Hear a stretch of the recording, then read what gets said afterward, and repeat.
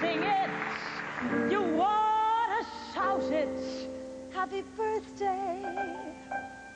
Quick, stop the presses and tell the world about it. Happy birthday.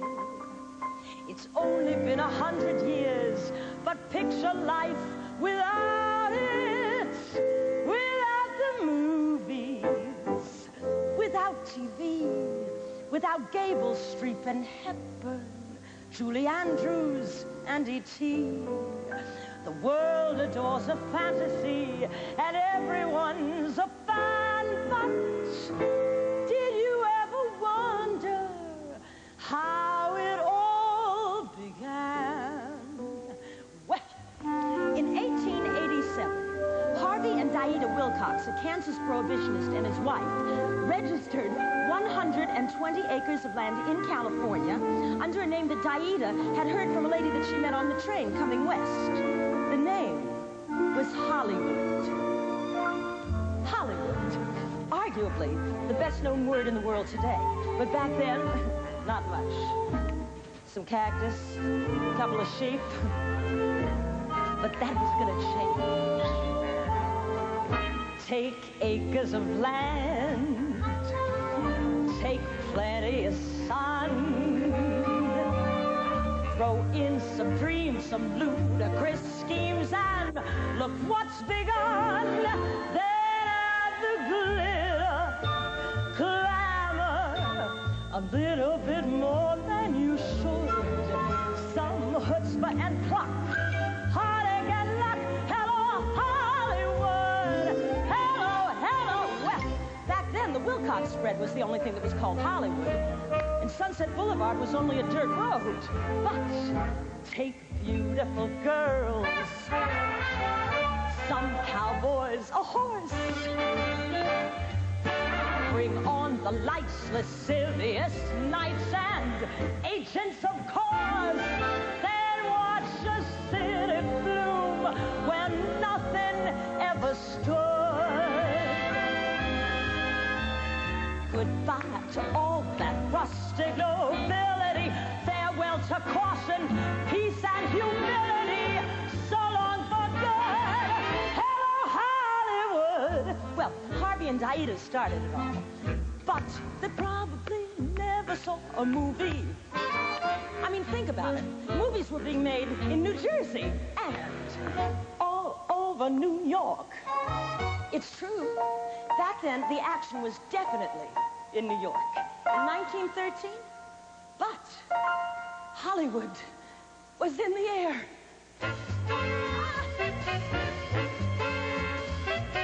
Gotta go west, gotta go west. Go, go. Gotta go west, gotta go west. Go. Everyone felt that Hollywood rhythm. The moguls and the movies took the minions with them.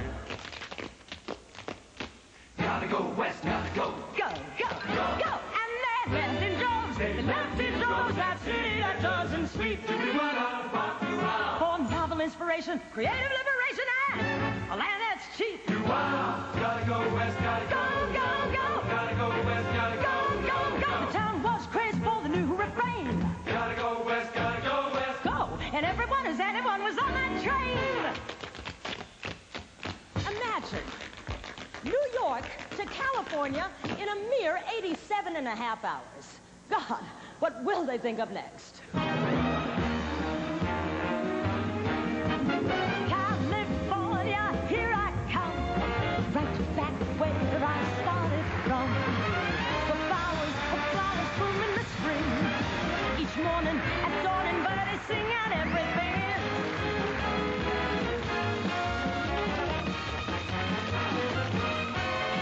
Open up your golden gate, California, here I come.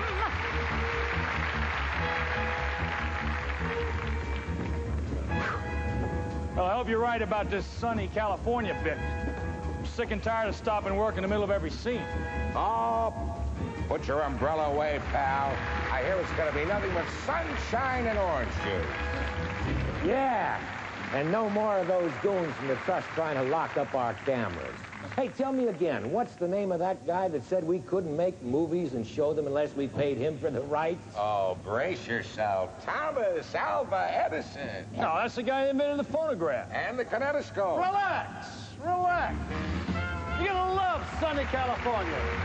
And Thomas Edison isn't gonna come out here to break your camera. And if he does, we can sneak across the Mexican border in no time. So you relax. And you put up your umbrella. I'm so nauseous. Hi, I'm going to Hollywood to become the biggest star in the whole world. My name is Gladys. Hello, Gladys. You can call me Theda. Hello, Theda. Hi. Sweetheart, why don't you vamp right over here and Okie sing? dokie. California, here I come. Right back where I started from. Take glorious days. Too good to be true. Buckets of cash, the flops and the smash off breakdown or two. The future's clear, we're going where we should, and it feels good. Farewell to old New York.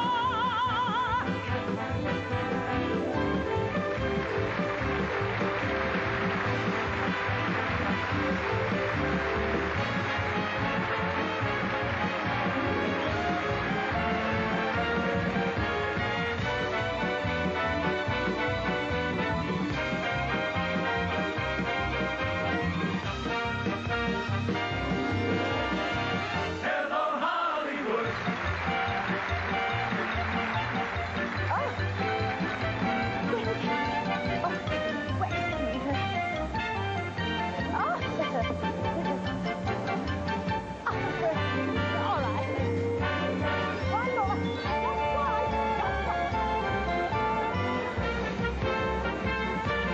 Oh, boy, will you look at these palm trees? Have you ever seen anything like this? Well, what do you think? How about this, huh, guys? Oh, this is my kind of place. Look at that. Oh, look at all the beautiful women. Whoa. Hey, guys, I got an idea. I'm going to make a movie. I'm going to call it Max Sinnott's Bathing Beauties. What do you think? Yeah, huh? don't get burned. Yeah. Hey, this beats that rainy weather back east, doesn't it, DW? You know, what do you think of this for a title for a picture? The Squaw Man. Lots of sunshine, lots of sunshine. Everywhere you put a camera, you don't pick up a tall building. Yeah. I think I'll make a motion picture. I think I'll call it Birth of a Nation. Hey, that's great, DW. You know, I hear there's a new funny man in town. Plays like a train with a mustache.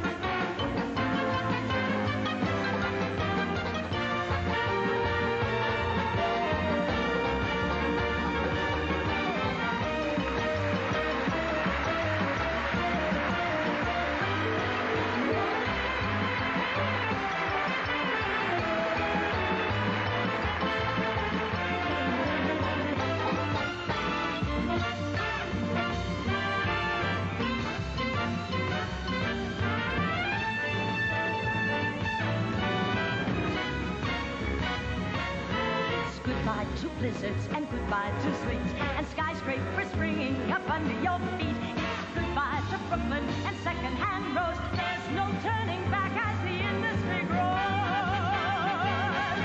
and grows and grows and grows. My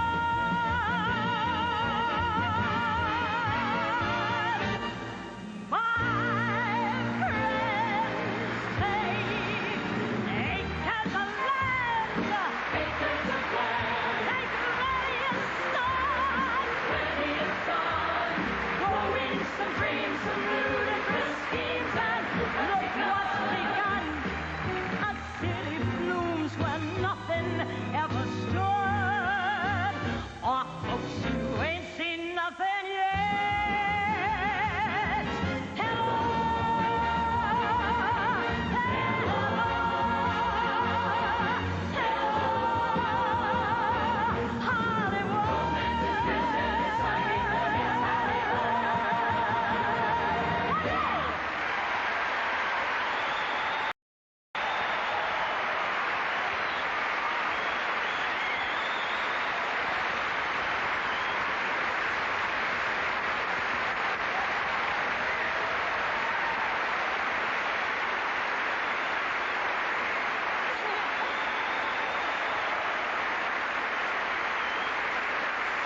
Hollywood.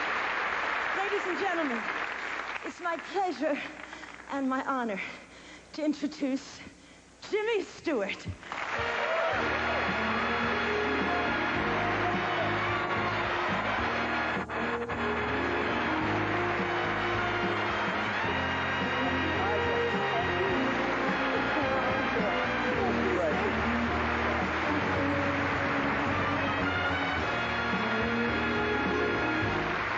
Well, you know, although I wasn't there way back when the train pulled in from New York, but there was still a lot of that excitement and wonder around when I did get here.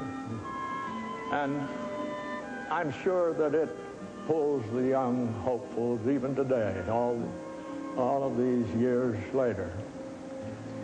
Hollywood has always been as much a state of mind, an idea, as a real place to live and work. And we'll be acknowledging tonight the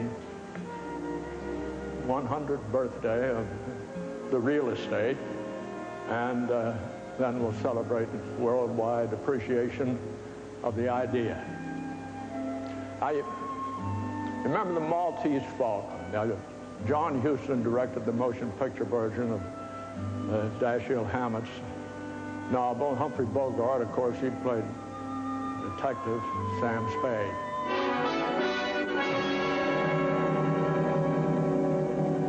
Harry, what is it?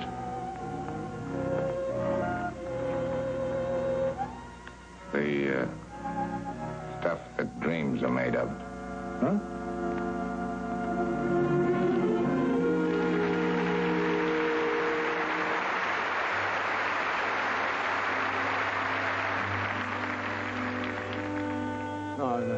The stuff that dreams are made of.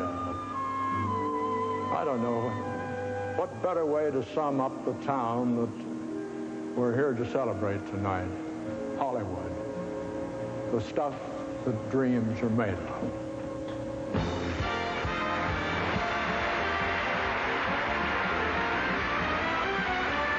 Happy birthday, Hollywood.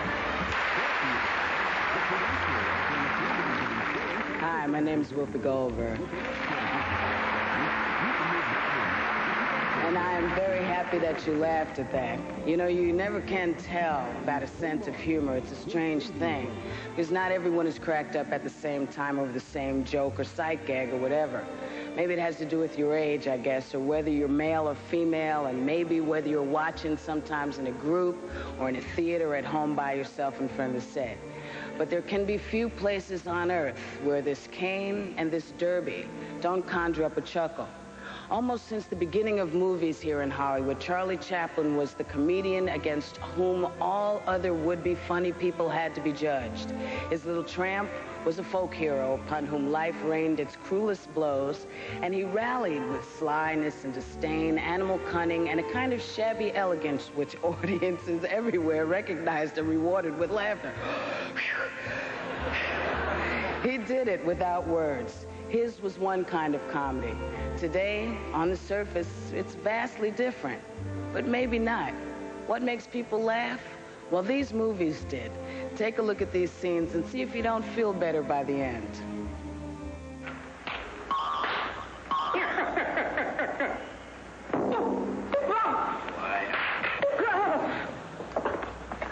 Tell her. Tell who?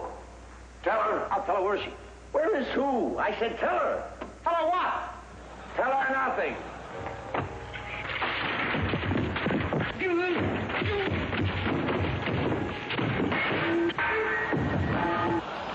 Wait a minute. This isn't legal. There's no seal on it. Where's the seal? Where's the seal? Where's the seal? Where's the seal? Where's the seal? Where's the seal?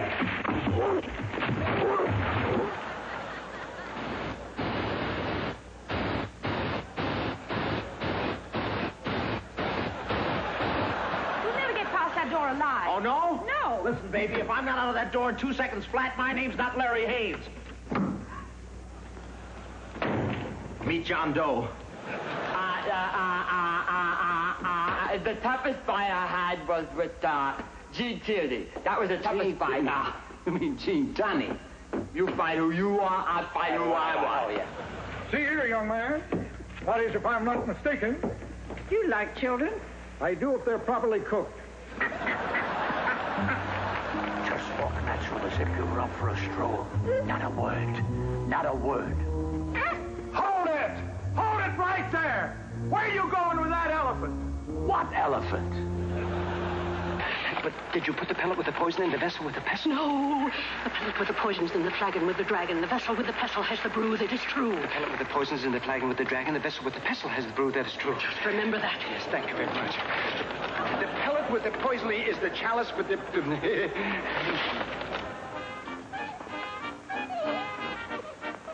Is your dig back? Oh. Oh. Nice dig. I thought you said your dig did not bite. That is not my dog. Marie, now just stay calm. Stay calm. Just don't look down. Don't look down. Look up. Just keep your eyes up and keep them that way, okay? Waiter? There are snails on her plate. Look away. Just look away and keep your eyes that way. You would think at a fancy restaurant like this, at these prices, you would be able to keep the snails off the food. There's so many snails in there, you can't even see the food. Now take them away and bring me those melted cheese sandwich appetizers you talked me out of. What are you doing Saturday night? Committing suicide. What about Friday night? Don't you have any respect for yourself? That boy is a P-I-G pig. See if you can guess what I am now.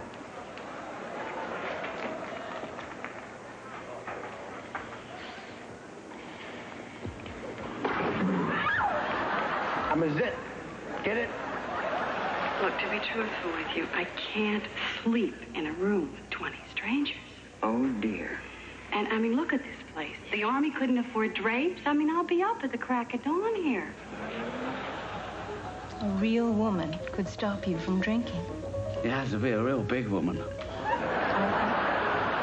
you take my hand? That would leave you with one. Can you fly this plane and land it?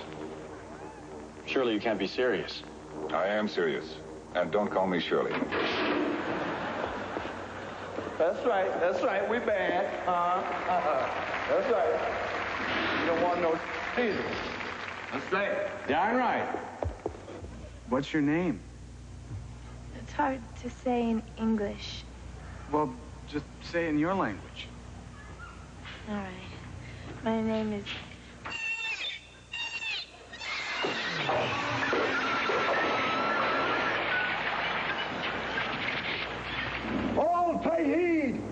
The Lord Jehovah has given unto you these 10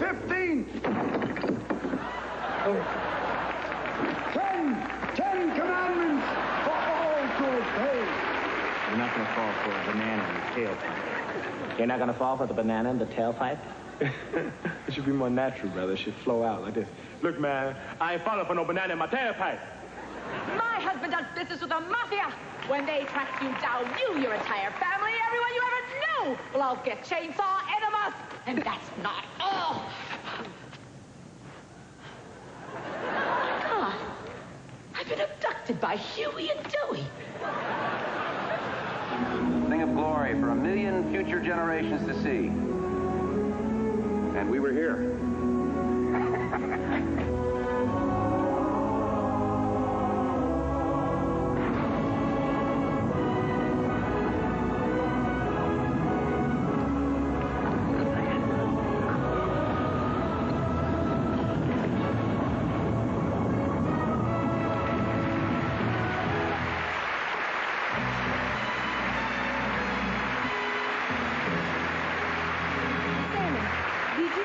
That song was from the 1938 film Hollywood Hotel. Now, I know you don't remember the movie. Remember the movie? I was at the sneak previews.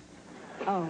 Yes. Well, I remember the song. Yeah, but did you know that the writer of that song has written more hit movie musicals? He's been nominated, for instance, for an Oscar 16 times, and he's won 4 of them. Well, tonight, we're going to remind all of you why Johnny Mercer was so special. Yeah, I can dig it. Look.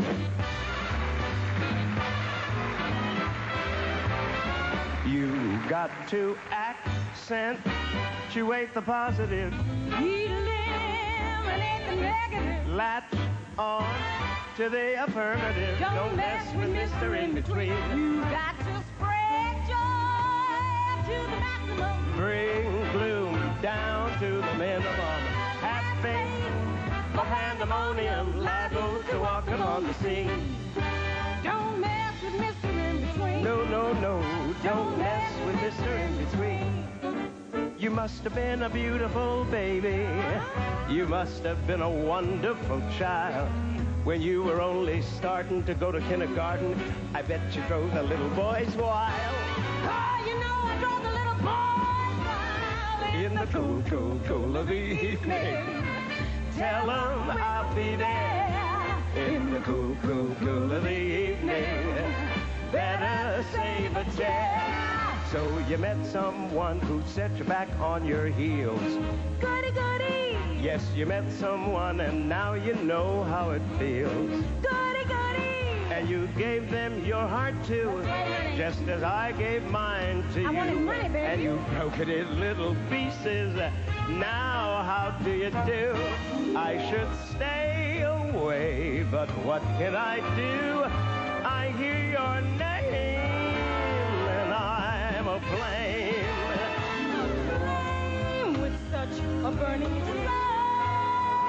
But only your kiss, kiss, kiss, kiss, kiss. Put out that fire. You're the lover I have waited for. You're the mate, you're the one that had me created for.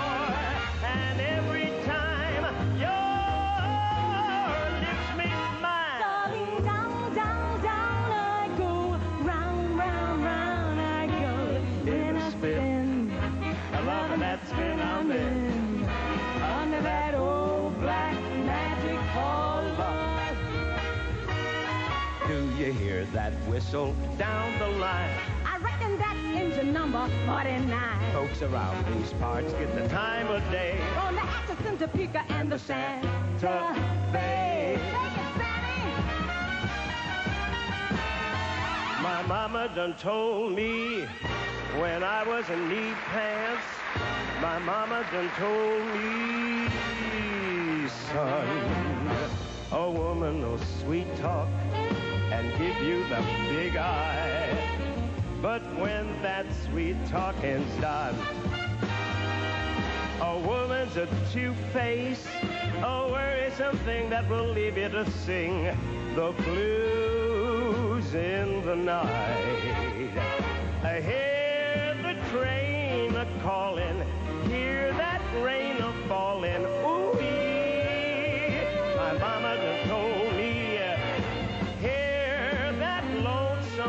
whistle blowing across the trestle. Ooh-wee, my mama done told me. Mama done told me. Oh, clickety-clack keeps echoing back the blues in the night.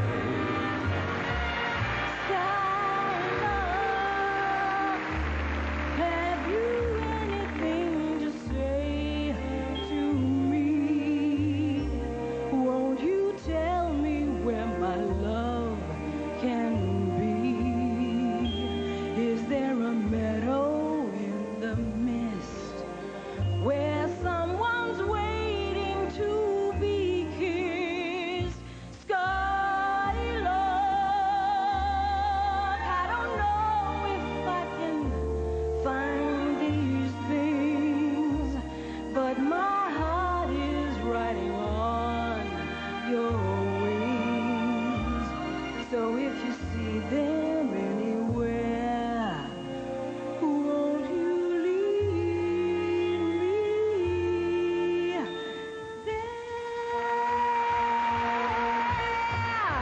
I guess when you met me, it was just one of those things.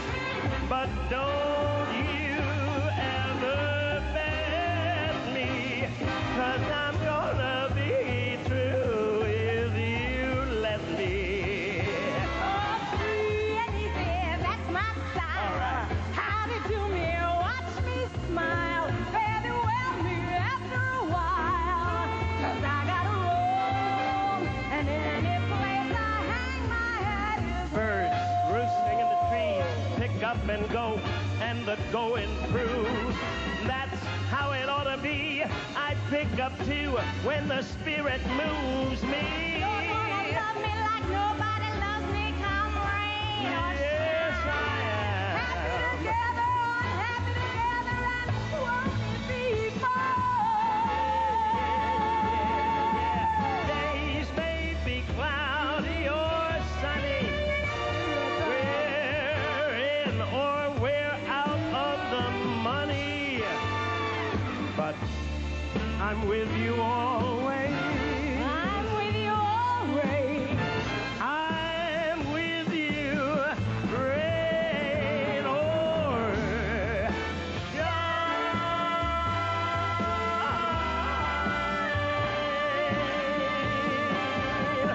or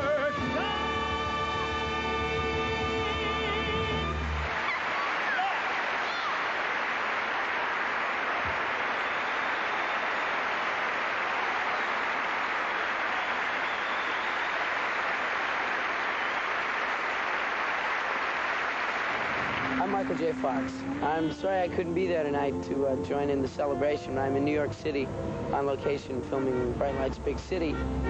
However, I wanted to join in with everybody else and wish Hollywood a happy 100th birthday, 100 more. Stay with us for Burt Reynolds and Carol Burnett as Happy Birthday Hollywood continues. Can you give me a quarter?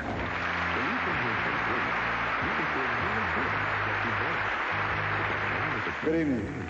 I'm Burt Reynolds.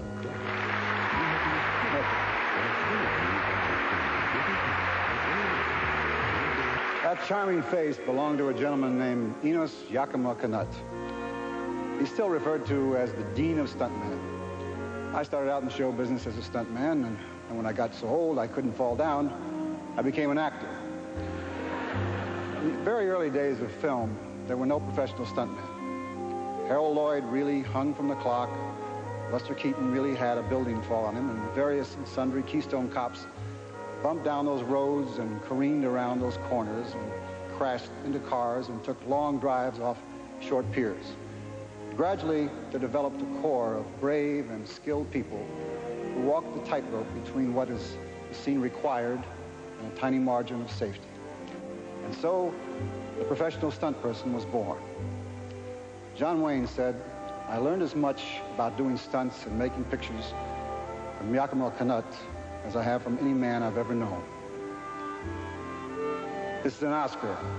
I know because I've seen photographs of it. It's the only Oscar ever given to a stuntman, Yakima Canutt. And did he ever deserve it? But then, they all do. One of Yakima's most daring stunts appeared in Stagecoach in 1939. As an Indian, he jumps onto the lead horse of the coach team. Then he'll drop between the horses, drag a moment, and let go. At 50 miles an hour, 6 horses and a heavy coach will pass over him with only inches to spare. No one has ever duplicated this stunt. The highlight of Yakima's remarkable career happened 20 years later when he staged the classic chariot race in Ben-Hur. Mickey Gilbert, Joe Rigorian, and Yak's son, Joe, were the principal drivers. Miraculously, no one was seriously injured.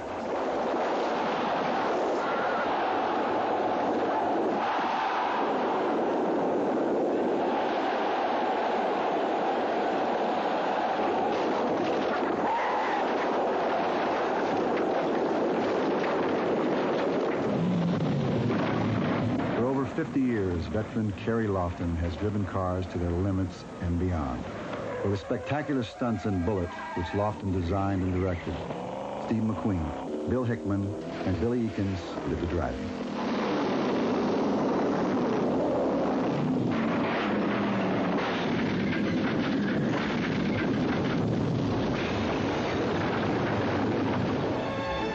In Smokey and the Bandit, my friend and ex-stuntman Hal Needham directed the film, and Alan Gibbs was a stunt coordinator.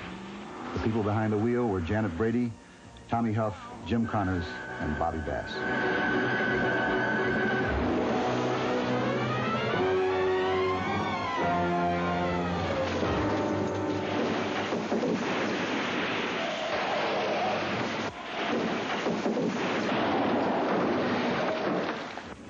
You're about to see a movie first, a simultaneous 2-car rollover. The film is The Hitcher. Eddie Dono staged the stunt. Kendi Endoso, Freddie Heiss, Janet Brady, David Burton were the drivers.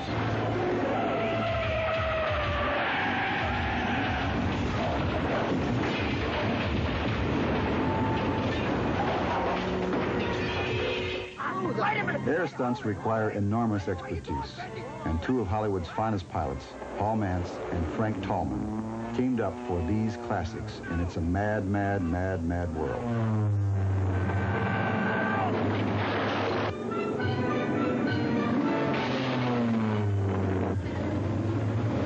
Here's an individual effort that Yakima would have been proud of. Terry Leonard doubles for Harrison Ford in Raiders of the Lost Ark.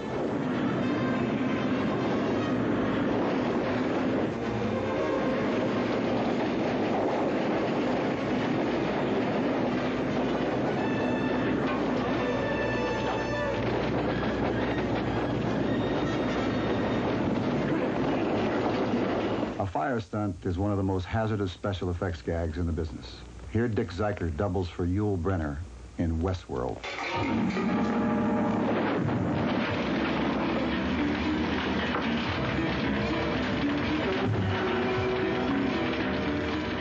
Dick is counting the seconds now, sealed inside a protective suit and mask. He's still like a piece of meat wrapped in tinfoil. The accumulating heat will eventually bake him unless his every move is carefully timed. Off camera, a small army of technicians waits to douse the flames when the stunt ends. A high fall is one of the most hair-raising stunts I know of. And it was my friend Dar Robinson's specialty. I'm jumping! Do you really want to jump? Do you want to? Well, then that's fine with me. In Lethal Weapon, it was Mel Gibson on the roof. But in the air, it was Dar Robinson and Nick Rogers in the sensational fall.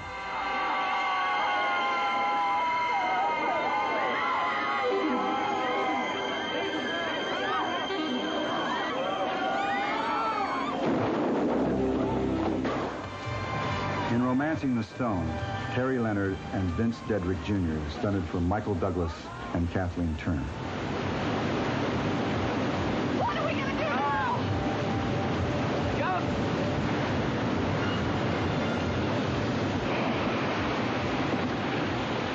Okay, let's make some time. You got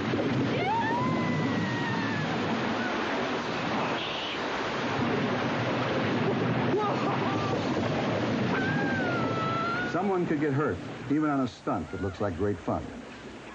But that's the art of the professional stunt person. Make it look real, make it look exciting, and try to make it as safe as possible.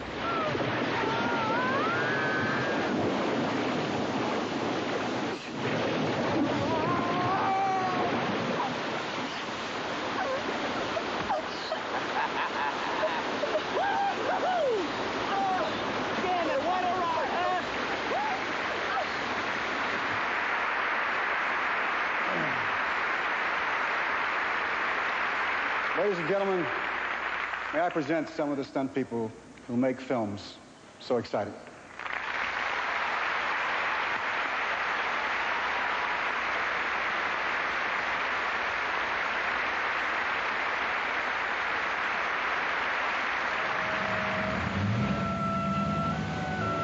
Hi, I'm Carol Burnett, and this is Sunset Boulevard, corner of Argyle. Sunset runs from east to west for 25 miles and is quite a few years older than Hollywood. And this is the old Hollywood Hotel, circa 1904. This is what the back lot at 20th Century Fox used to look like, where they made the Shirley Temple movies and later shot MASH and Batman. And this is the street where Hello Dolly was made. I grew up around movie studios, and I used to play all over the fields and peer through the fences at the movie makers. Well, it all started to change about 27 years ago, and now I'm standing on what was the back lot and what is now Century City. The studios of 20th are still over there, but here we have the Century Plaza Hotel and Tower, gardens and fountains, a huge entertainment complex with Capital Cities, ABC corporate offices, and the Schubert Theater. Hollywood itself has changed a lot in the last 100 years, sometimes for the good and sometimes not. Just as films and television continue to change, sometimes for the good and sometimes not. And it's something of an awesome responsibility. Our worldwide audience now numbers in the billions.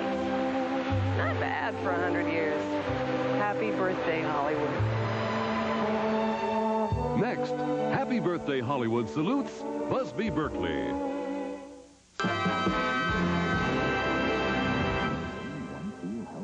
All right, now I'm through. But you keep your feet on the ground and your head on those shoulders of yours and go out and Sawyer. You're going out a youngster, but you've got to come back a star.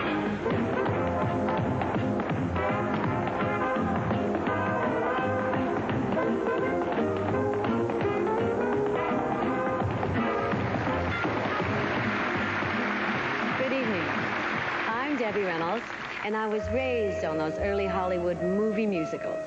I would go see the picture twice through, and then I'd come home and dance all over the house.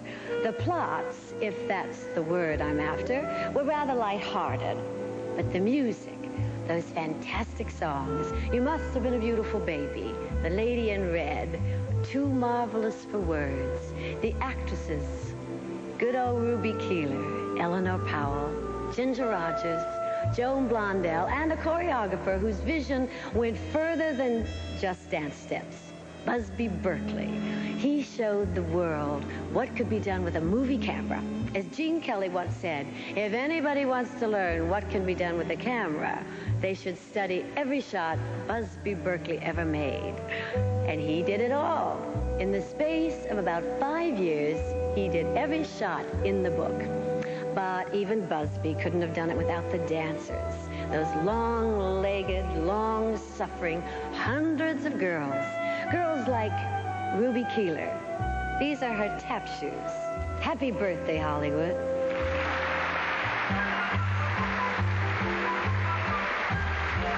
Berkeley's the name. Busby Berkeley. Oh, I've got such pictures in my head. I know just what I want to see up on that screen. Pinwheels. Kaleidoscopes. I want to tear down the proscenium arch. I'm going to take it away from the stage, and you're going to have dancers as far as the eye can see. But I can't do it alone. I need girls. Hundreds of girls. We're auditioning today. From a quick glance, it looks pretty promising. See what you think. Let me have that list.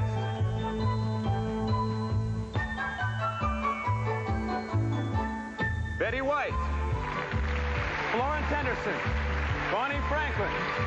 Morgan Fairchild, Dee Wallace Stone, Mary Fran, Lorna Luff, Stephanie Kramer, Sherry Lewis, Nancy DeSalle, Nia Peoples, Morgan Brittany, Audrey Berenice, Barbara Eden, Donna Mills, Janet Lee,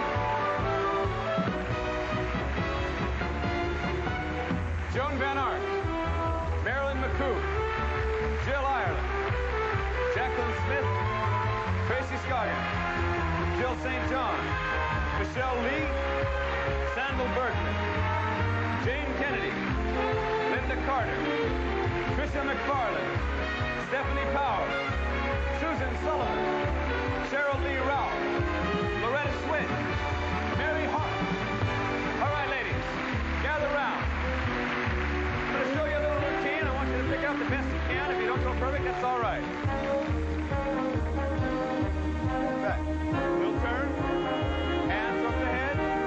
Step, kick, step, kick. First 16, let's go. What gives a man ginger and snap, going through life with his little old lap full of hundreds and hundreds of girls? Next 16. What gives a man power and punch? Tina for breakfast and Lena for lunch, having hundreds and hundreds of girls. Show him a blonde, and something in his soul will leap to respond. But then again, he's also terribly fond of this brunette, and so instead of one dandy dish, pass him the candy dish. I'll sprinkle spice into his life, make him forget that he's stuck with his wife. Give him hundreds and hundreds of girls.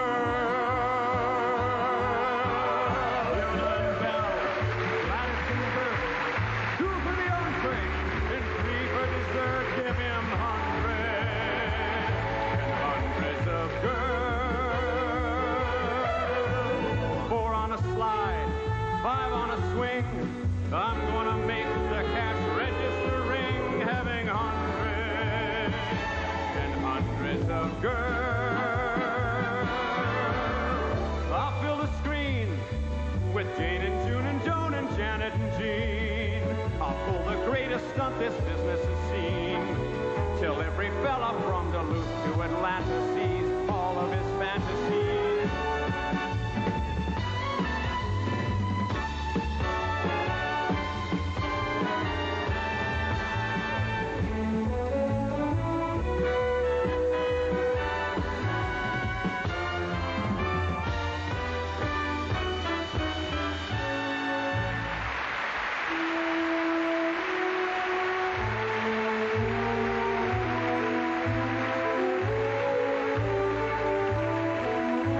I only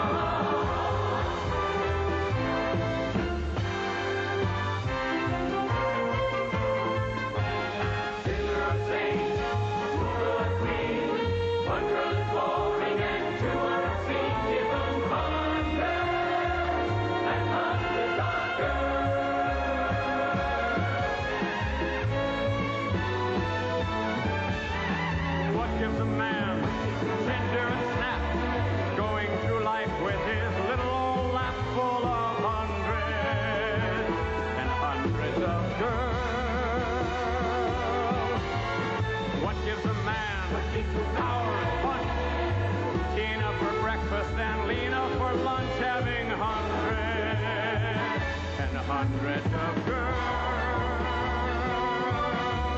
And let's find this thing called modern man was never designed with only one eternal partner in mind. And so I gotta yell to hell with propriety, viva variety, sinner or saint, schoolgirl or queen. One girl is boring and two are obscene. Give him hundreds and hundreds of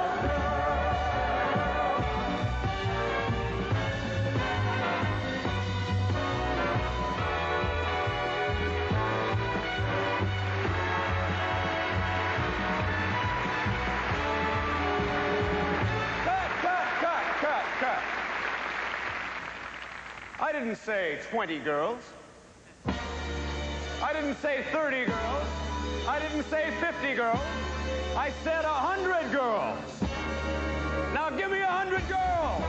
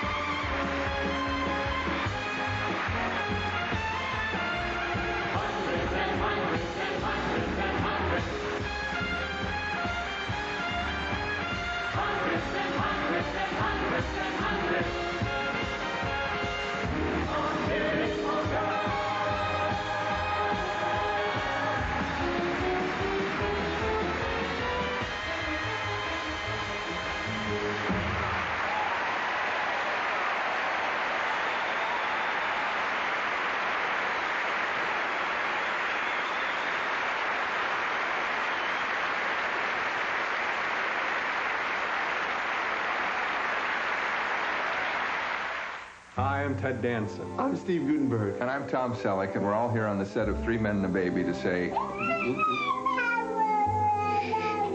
Happy birthday, Hollywood. Clint Eastwood remembers John Wayne next on Happy Birthday, Hollywood. Whoa, steady, ho, ho. Hey, look, it's Ringo. Yeah. Hiya, Buck. Well, it looks like you got another passenger. Hello, kid. I'll take the Winchester. You may need me in this Winchester, Curly.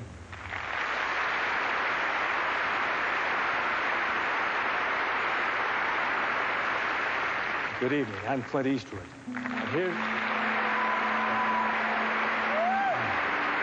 Thank you. This is the Winchester that John Wayne used in Stagecoach. He considered it his good luck piece. He would carry it in nearly every Western he made from that time on. Wayne's box office appeal was and still is unmatched in movie history. 25 years in the top 10. He started as an extra in 1928 and worked as a wrangler, stuntman, and prop man. Played his first leading role in 1930 in a picture called The Big Trail. And he had changed his name from Marion Morrison to John Wayne. And his friends would always call him Duke. Did not yet have the good luck the Winchester was to bring, because The Big Trail was a disaster. He was condemned to B-Westerns for the next decade. Then he got the part that changed it all around, and that picture was Stagecoach. The director was John Ford.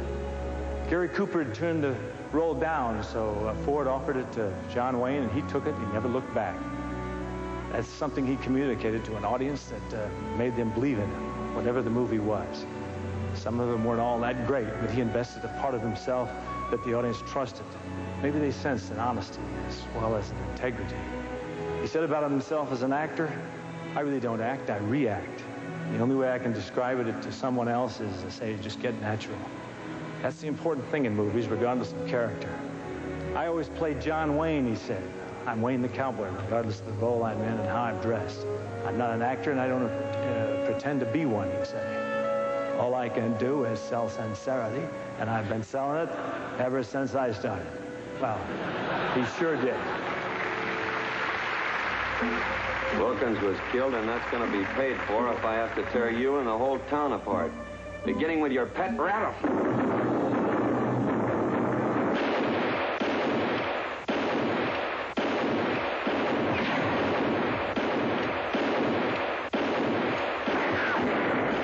How'd you ever kill so many men? I lived most of my life in the wild country, and you set a code of laws to live by. What laws? I won't be wronged, I won't be insulted, I won't be laid a hand on. I don't do these things to other people, and I require the same from them. Get out of the way, you midget. That's your cur. Get him out of the way. Walk around him. I'll be hanged if I go out of my way for any cur dogs. Man ought to do what he thinks is best.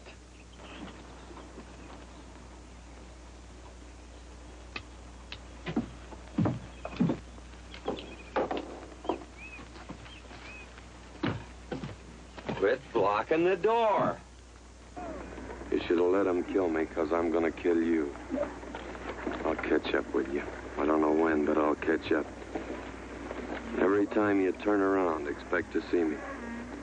There's one time you'll turn around and I'll be there. I'll kill you, Matt.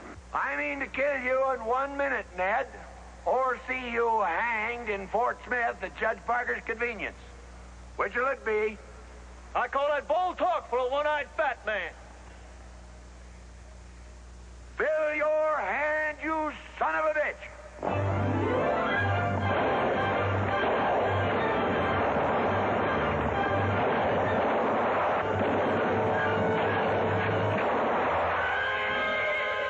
John Wayne's Oscar-winning performance in True Grit had been a long time coming.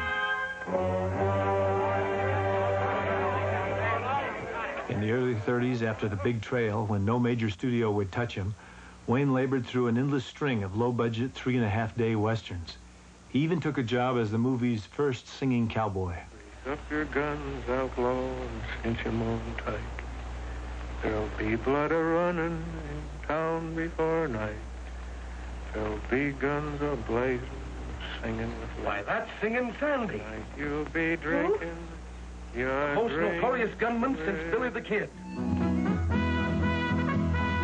Duke was married now with 3 children to feed, and a terrible feeling that he would be trapped forever in quickie westerns. Each one, said Wayne, was lousier than the last, but he hung in there.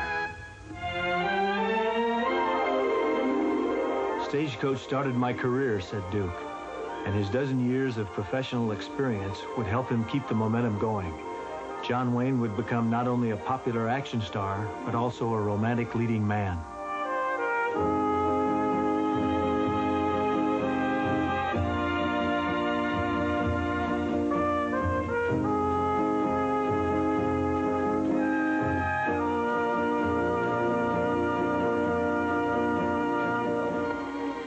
Many consider this moment from Hondo with Geraldine Page to be one of his best played romantic scenes. You baked today. I can smell fresh bread on you. Sometime today you cooked with salt pork. Smell that on you, too. You smell all over like soap. Took a bath, and on top of that, you smell all over like a woman. I could find you in the dark, Mrs. Lowe, and I'm only parting.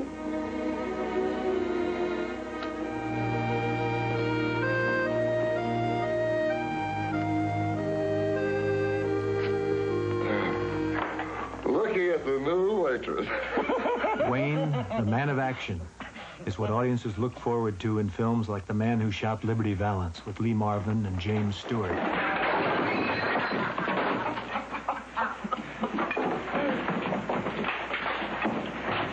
That's my steak, Valance.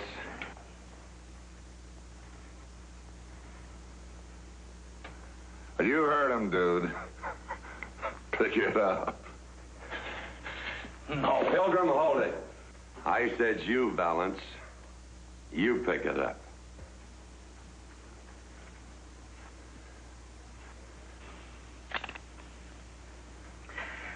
I'll get it, Liberty.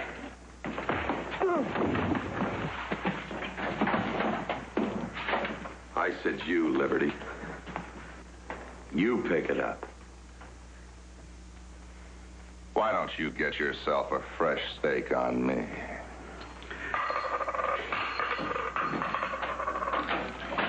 Show's over for now. Try it, Liberty. Just try it. Watch your drinking, ma'am. If you ever have need of a one-eyed old peace officer. In Rooster Cogburn, Katharine Hepburn gives us a perfect summation of the Wayne legend. I have to say it. I look at you with your burnt-out face and your big belly and your bear-like paws and your shining eye. And I have to say, you're a credit to the whole male sex, and I'm proud to have you for my friend. I'll be damned if she didn't get the last word in again. Well... The 22-year-old actor in The Big Trail would go on to star in over 150 films, in an extraordinary career that would span 50 years. He would play other roles in other kinds of film, but it's the image of John Wayne, the man of the West, that will always come to mind. Honest, loyal, self-reliant, the embodiment of the American hero.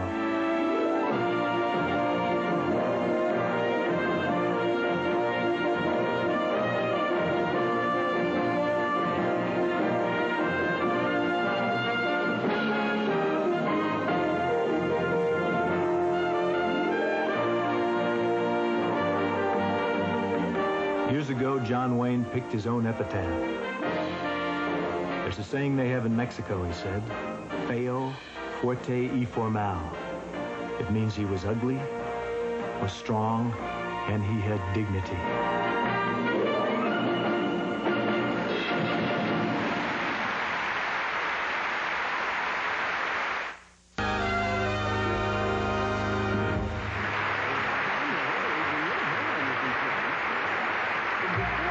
Singing in the Rain, Cover Girl, Meet Me in St. Louis, Anchors Away, Funny Face, the movie musical.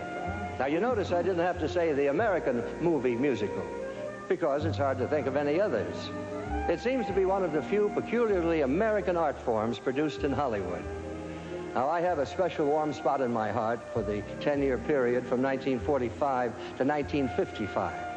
There were so many great musicals, each unique and yet similar in that they had an energy, an attitude, and wonderful performing artists who lit up the sky.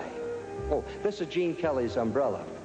And it is with love and appreciation and much affection that we present our tribute to the movie musicals of the 40s and the 50s.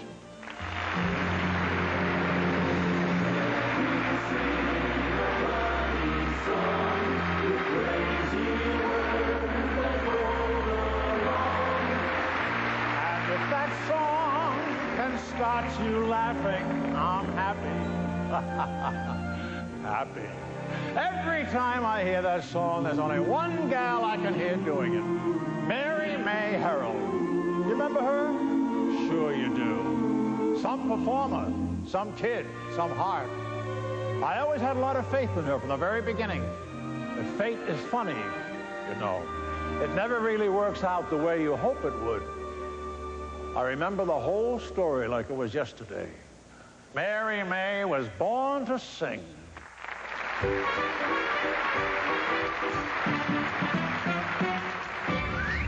me sing a funny song, pretty words that roll along. And if my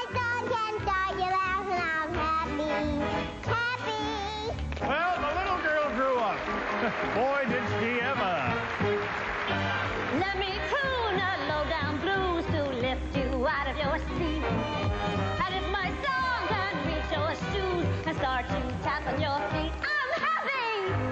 Worcester, Massachusetts. They knew better. It was only a matter of time before they lost Mary May to the world. And the day she graduated high school, she joined a variety show heading for Hollywood. Naturally, I followed her. Hey, a kid like that alone in that city, you know what I mean? I became her manager. I mean, who knows her better than me, right?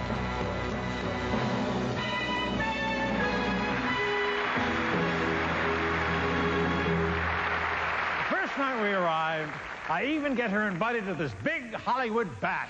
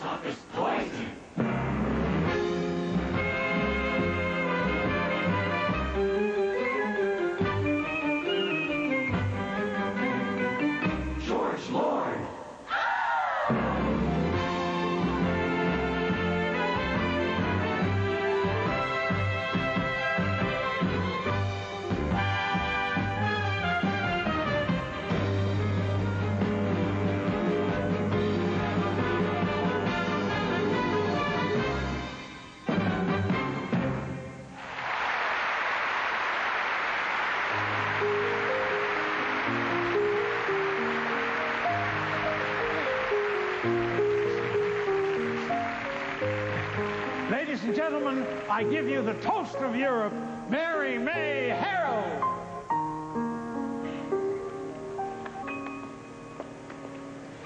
All I do is dream of you the whole night through. With the dawn, I still go on and dream of you. Your every thought, your everything, your every song I ever sing. All I do the whole day through is dream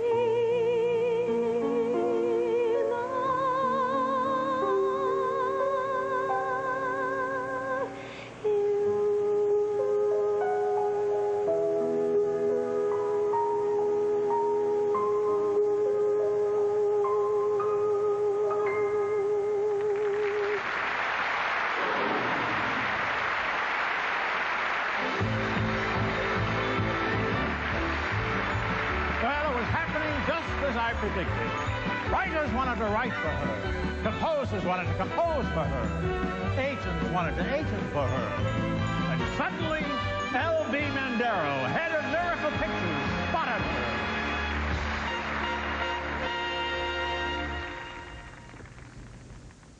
I like that girl. Sign her quick.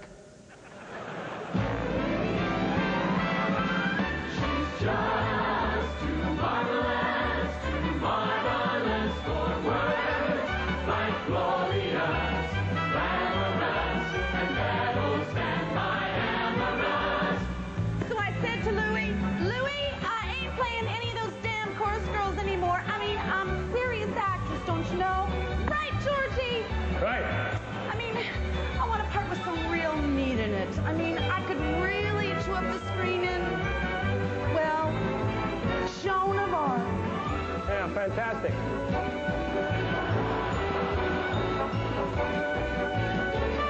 Well, Mary May was signed all right, and she started working at Miracle Pictures the next day, but not exactly in the capacity she dreamed about.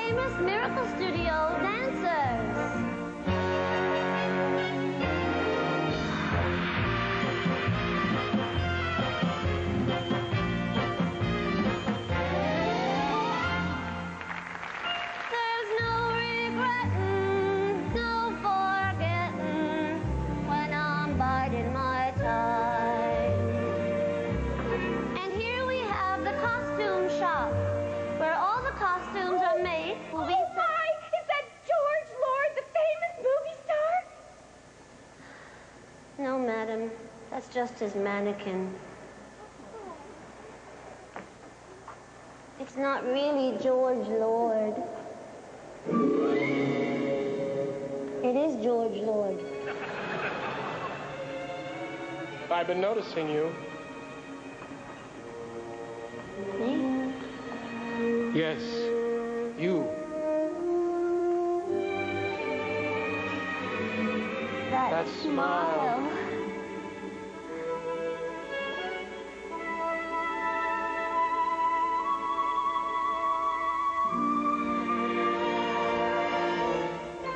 Isn't it romantic? Music in the night, a dream that can be heard. Isn't it romantic? Moving shadows like the oldest magic word. You know this, don't you?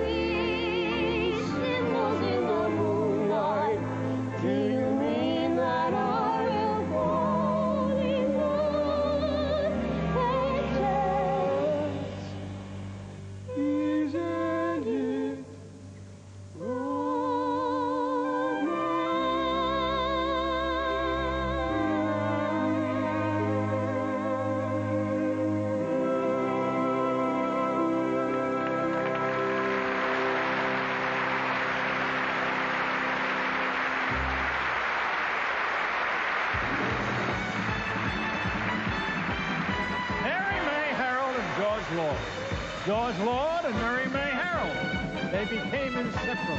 The two, the only. George demanded that L.B. Mandera put her in his next big musical, Mississippi Paradise. So the ball began to roll. Movie after movie, song after song, hit after hit.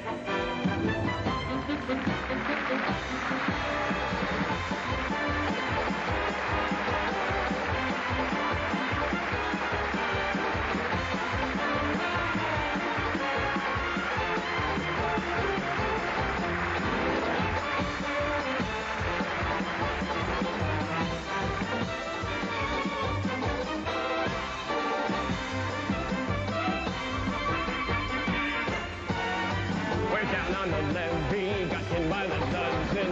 Caddy and cousin is humming and buzzing. Cause a good ship, Robert E. Lee, is come to bring back my girl, HSA.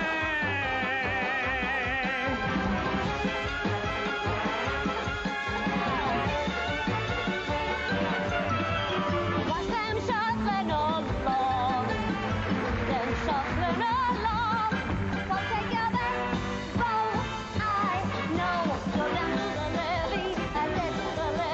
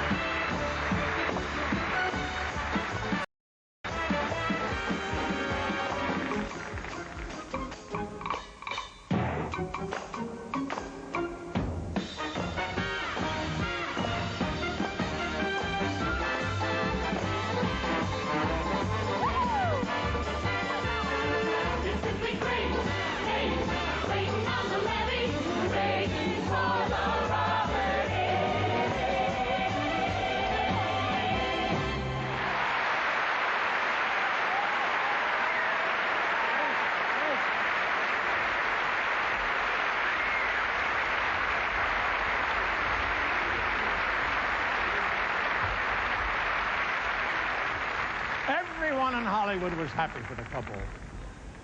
Everyone except L.B. Mandero. I hate when he kisses her. Finally, he couldn't take it anymore. And he appeared on the set right after a day of shooting. Oh, it was horrible. First, he tells her how much he loves her. I love you. I love you. And she tells him that she loves him, too. Then she realizes what he means. And she says she'll always be grateful to him, but she still loves George.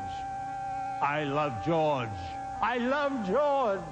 Well, this was not what L.B. wanted to hear. And then he said, I can't take it anymore. And he tried to make a pass. She rebuked him. You're an animal, she said. Well, he couldn't control himself, and he slapped her. Then he said he'd finish her in this town, and Mary May was determined to make it without L.B. But L.B. had put the wheels of her destruction into motion, using the most powerful weapon known to Hollywood, gossip.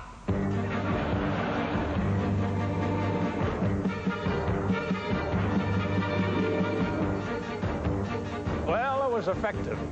Writers wouldn't write for her. Composers wouldn't compose for her. And agents wouldn't agent for her. Even George Lord was confused. But then I got this great idea. From all my years of handling her and managing her, I'd saved quite a bundle. So I thought, why not open our own club? And I had the perfect name for it.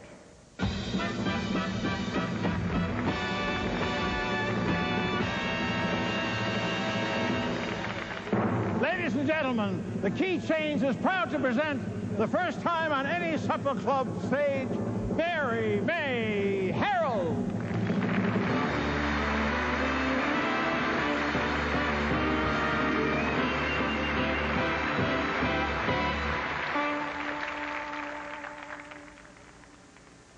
Let me sing a funny song with crazy words that roll along.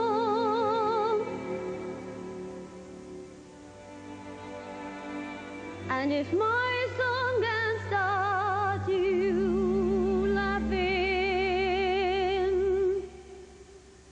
I'm happy, happy.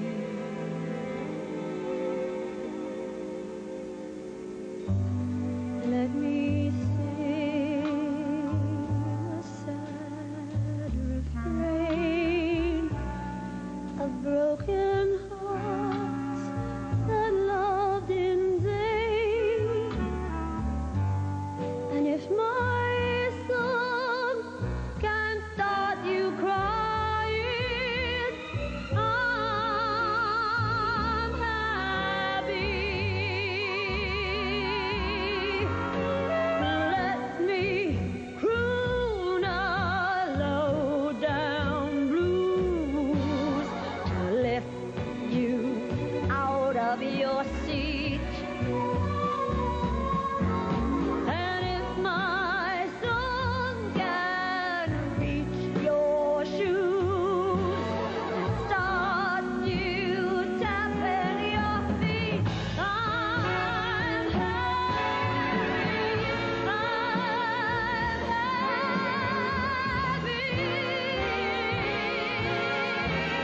Let me sing a funny song with crazy words that roll along.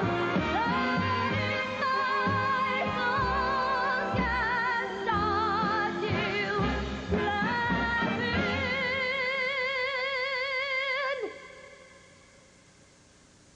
I'm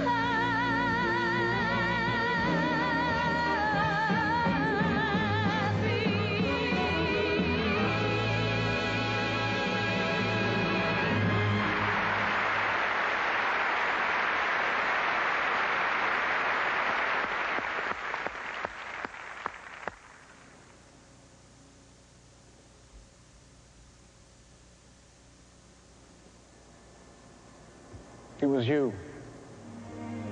It was always you. You know that. You have to.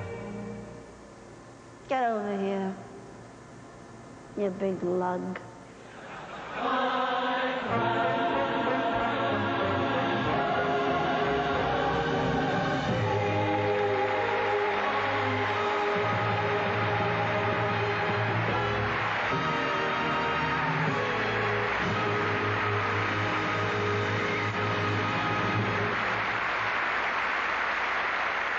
Next, a salute to the world of special effects with Charlton Heston.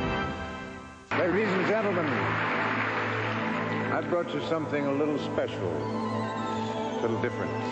It has special powers. Let me show you.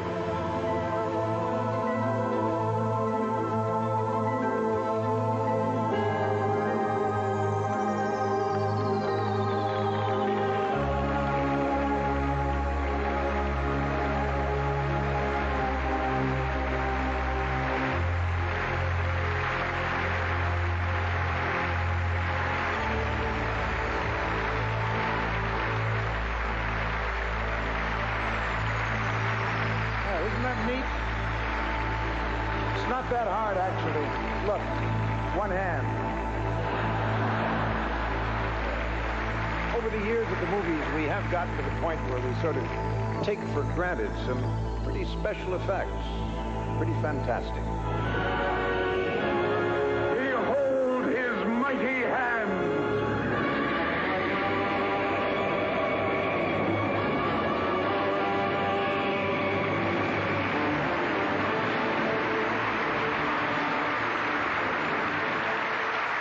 You know, that film clip seems to imply that special effects go back 4,000 or 5,000 years. That's not true, of course, unless you consider the original of this staff with the original cast.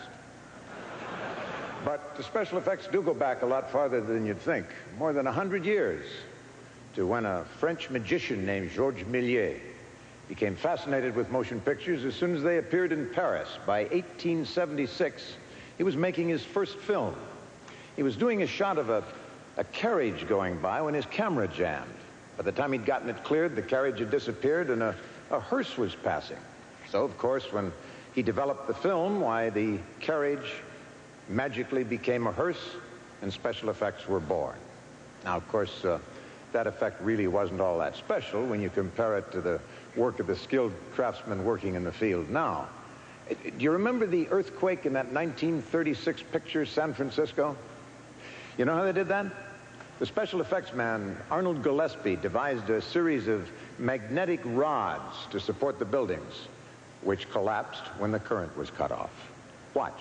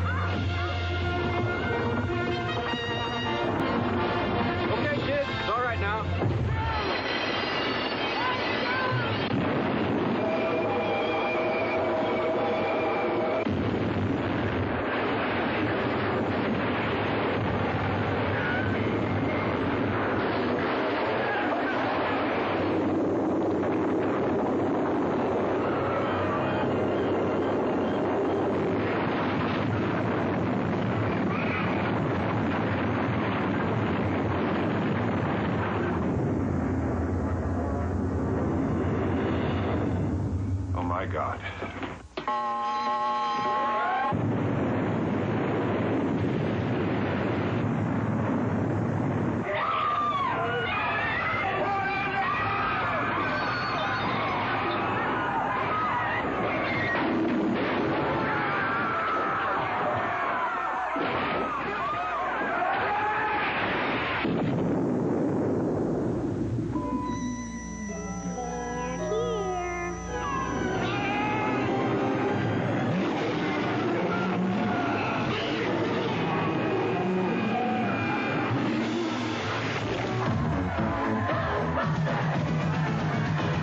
something strange in your neighborhood, who you gonna call?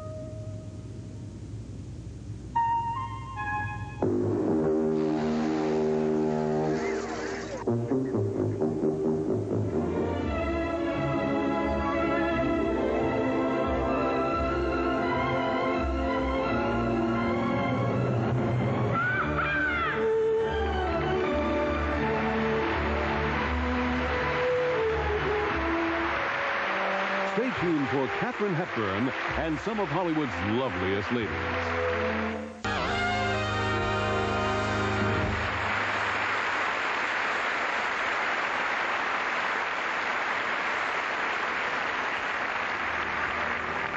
Good evening, I'm Ali Sheedy.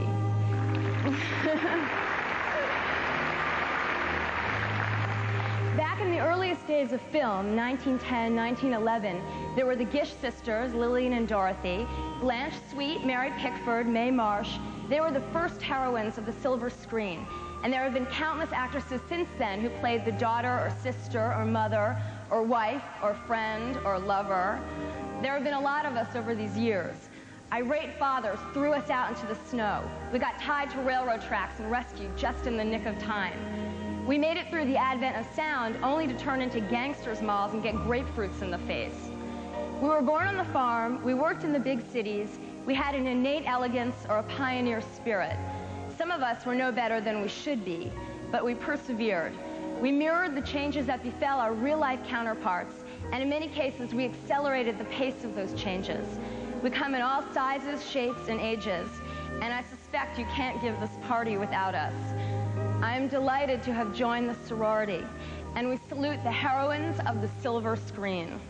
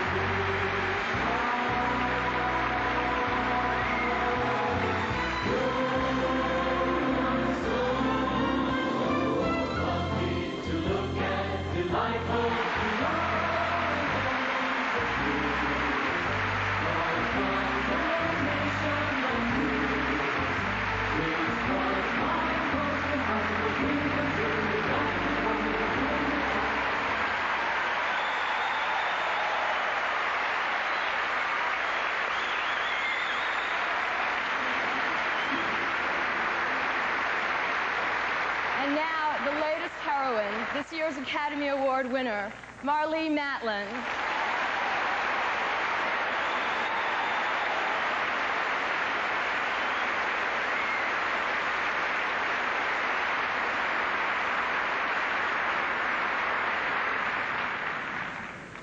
There ain't one actor who's a heroine to us all. Miss Katharine Hepburn.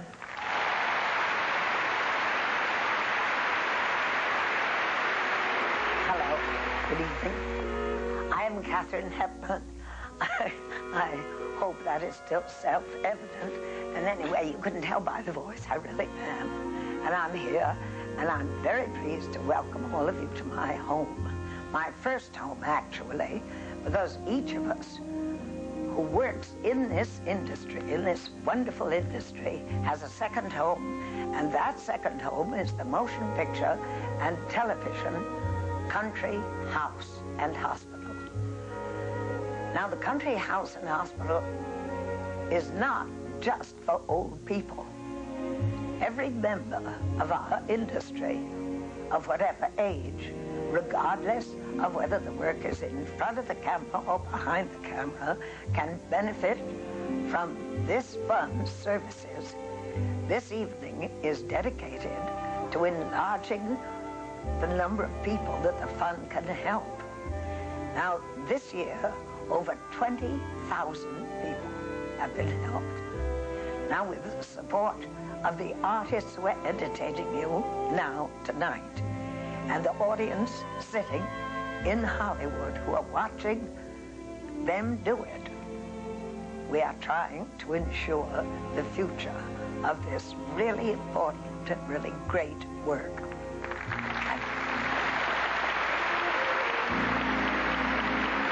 We hear you, Miss Hepburn. The fund has already raised over half its $50 million capital campaign goal to double the capacity of the country house and hospital. This will ensure that we continue to meet our promise. We take care of our own. Aren't you forgetting the ruby slippers? The slippers? Yes.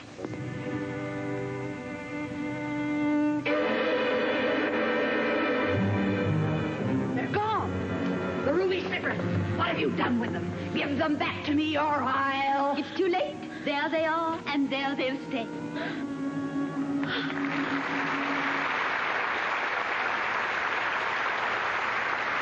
Dorothy's ruby slippers. Well, we all remember them, although very few took to wearing copies. There have been fads like hula hoops and swallowing goldfish and cramming 22 freshmen into one telephone booth. But they pale in comparison with fashion fads, especially those which originated in the movies. For example, look what happened when Clark Gable took his shirt off in It Happened One Night, and the country discovered he had no undershirt. By the millions, men stopped wearing undershirts, and it wasn't until nearly 30 years later when Paul Newman took off his shirt in HUD and was discovered to be wearing, guess what? That undershirt makers could breathe easily again. A suit was created for Joan Crawford, which had extremely wide padded shoulders, and women around the world had to go through doors sideways. Films have always had that kind of instant power to persuade.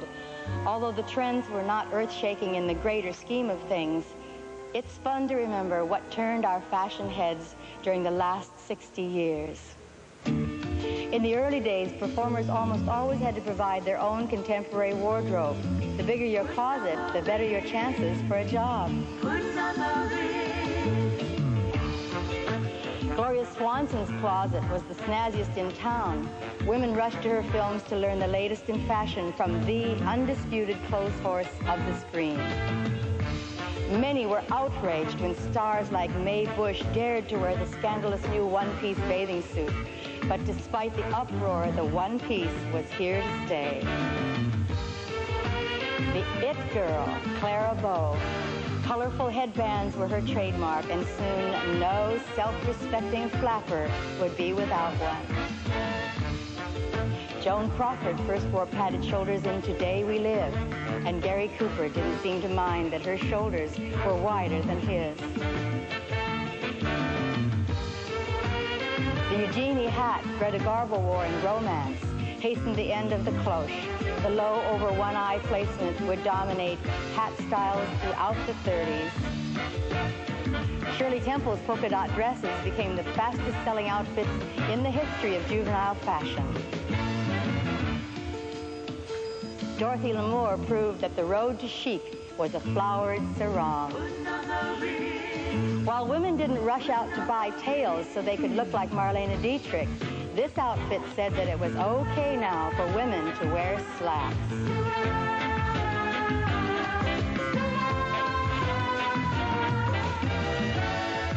In The Outlaw, Jane Russell displayed the peasant look, long skirts, low-cut bodices, a 40-year-old style that is still quite popular. Lana Turner showed why the postman always rings twice. Her turbans and bare midriff caused a fashion sensation.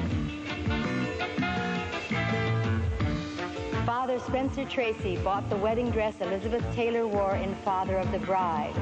He paid for the fashion that every bride for the next 10 years had to have.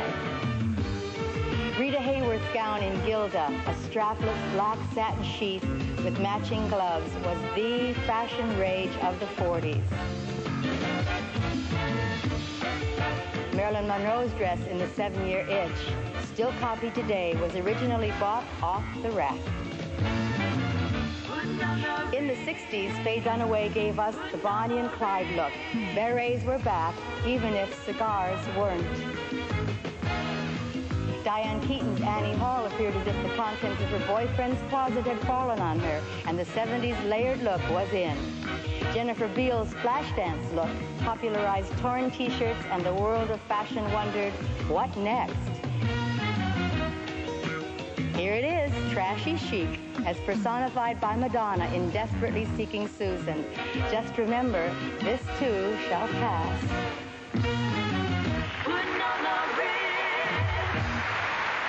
Bob Hope presents Hookers of the Silver Screen, and Hollywood pays tribute to horror films next.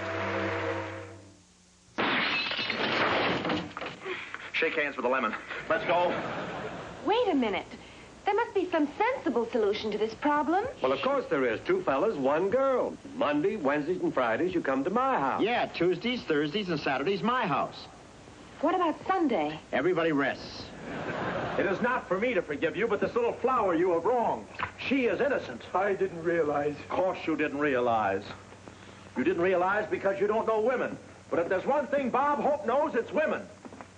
Goodbye, and remember, that little wife of yours is as honest as the day is long. Short day, wasn't it? Thank you. Thank you. Thank you very much. Good evening.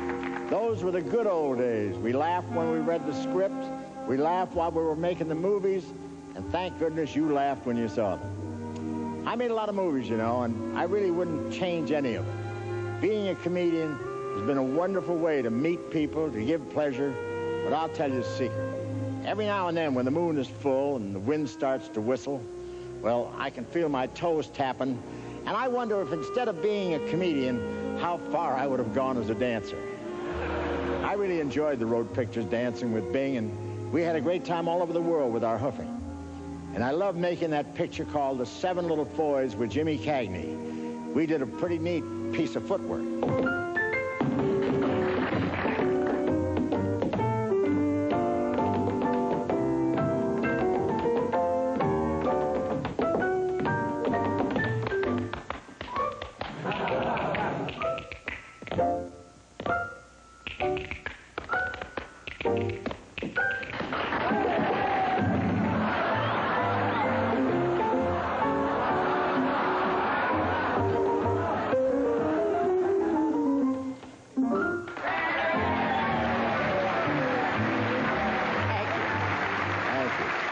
So you can imagine how I feel about the screen's great dancers. And a lot of today's young great dancers feel the same way. They join me in a salute to all those wonderful hoofers. Leroy Reams, Don Correa, Greg Burge, Hinton Battle, and Miss Ann Miller.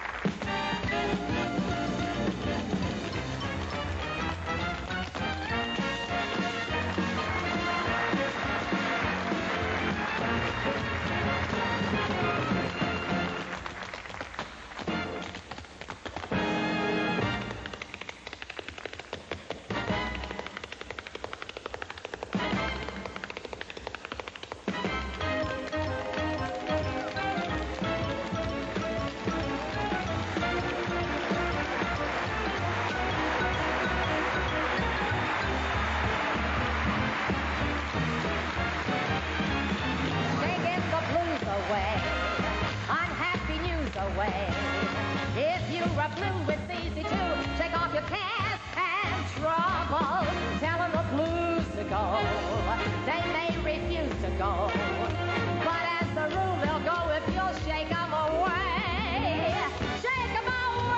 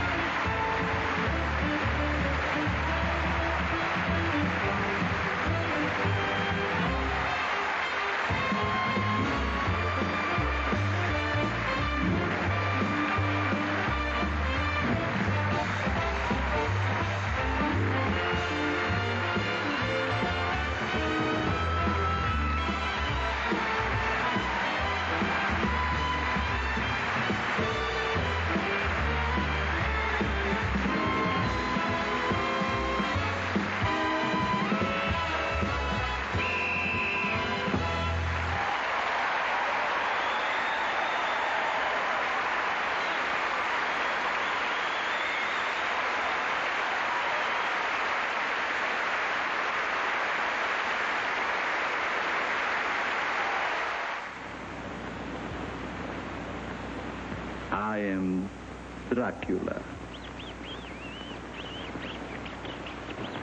I bid you welcome.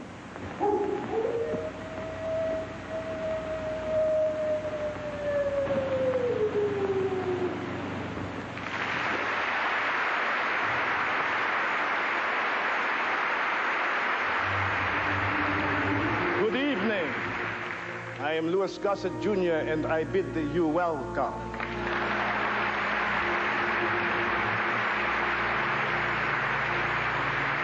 I also bring you the cape that Bela Lugosi wore when he played Dracula, and an extraordinary collection of clips which feature some of the most distinguished actors in film history. The oldest is from a movie made in 1925. The most recent was made last year. What, you ask, could be such a staple of the film industry? Romance? Daring do? Neither. The genre we celebrate now is sometimes derided, always watched with breath that is bated, and can only be called classic. Allow me to introduce to you horror.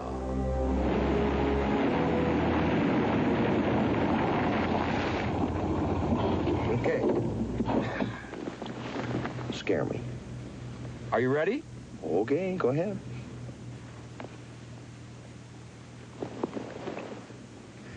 What are you doing?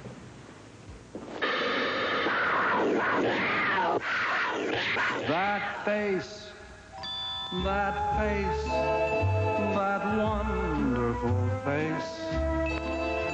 It shines, it glows all over the place.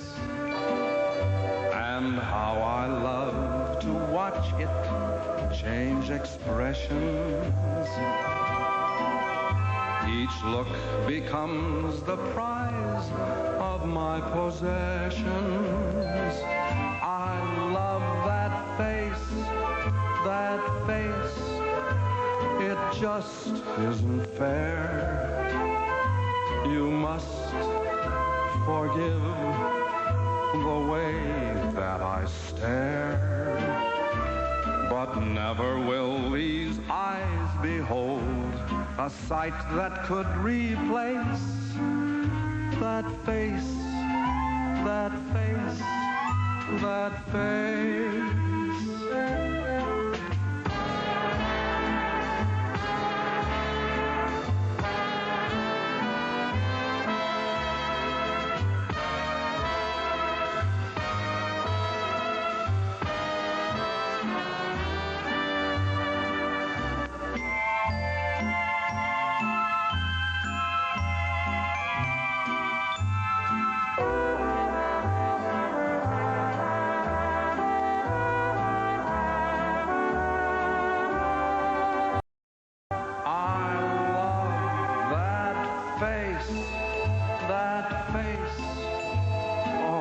Just isn't fair.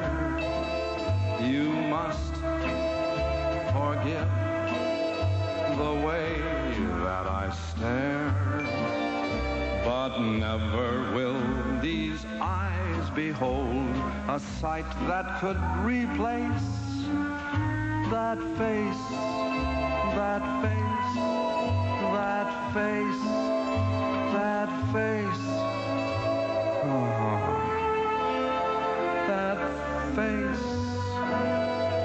that face.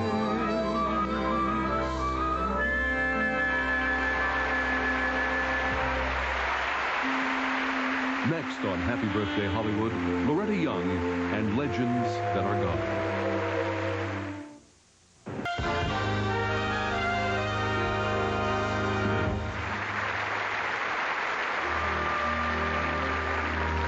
Good evening. I'm Loretta Young, and I have known Hollywood since I was 4 years old. There have been times when I have loved it. There have also been times when I have loathed it.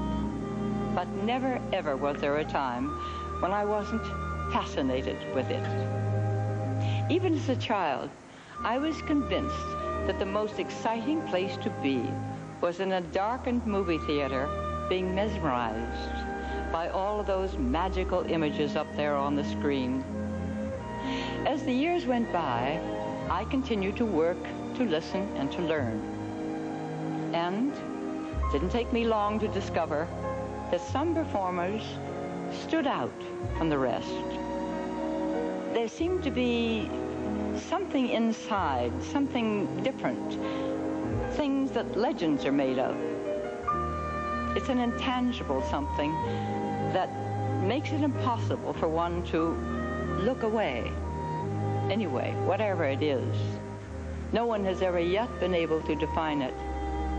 But when we see it, we recognize it, and we are thrilled by it. Sadly for us, so many of those God-gifted artists are now gone. But wait, this is a replica of the piano that was used in the classic motion picture Casablanca. And it is my gift to you, in that its beautiful song will recall some of the unforgettable legends of our industry, most of whom I had the good fortune of working with, some of whom I loved, and all of whom I respected for their enormous contribution to the very word Hollywood. What's that you're playing? Oh, just a little something of my own. Oh, stop it. You know what I want to hear. No, don't. You played it for her, you play it for me.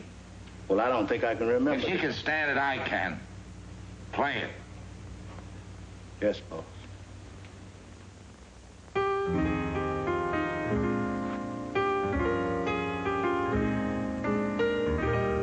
Humphrey Bogart.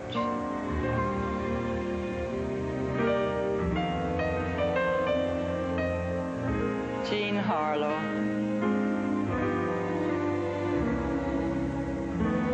Spencer Tracy. Ronald Colman.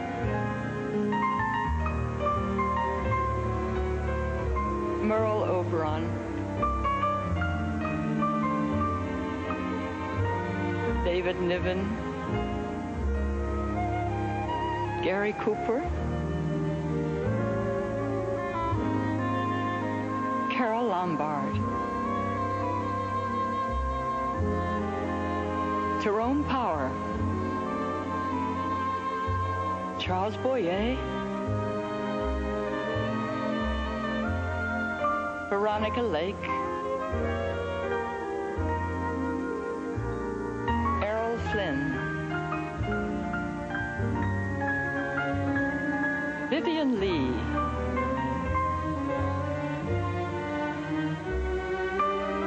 Clark Gable.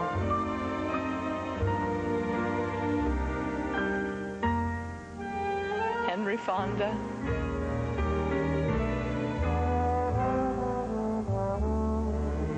Joan Crawford.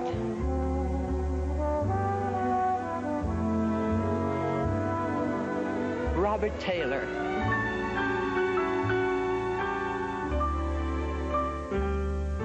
Ingrid Bergman. John Garfield. Rock Hudson. Marilyn Monroe.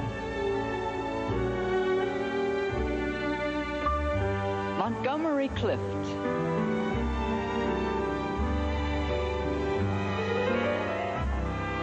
James Dean. Susan Hayward. William Holden.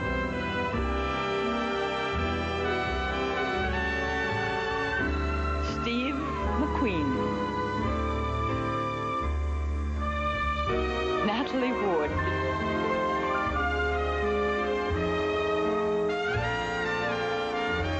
Richard Burton.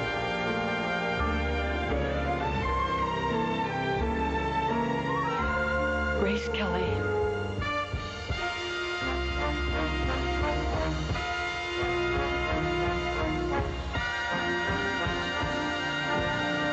Cary Grant.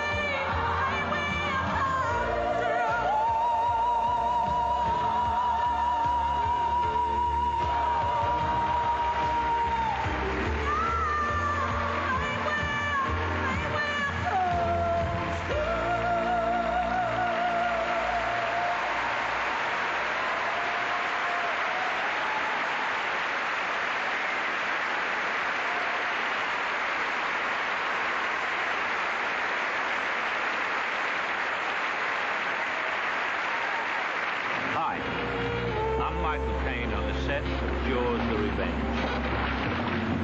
Happy birthday, Hollywood. Stay with us as Jason Robart shows us how Hollywood deals with social issues.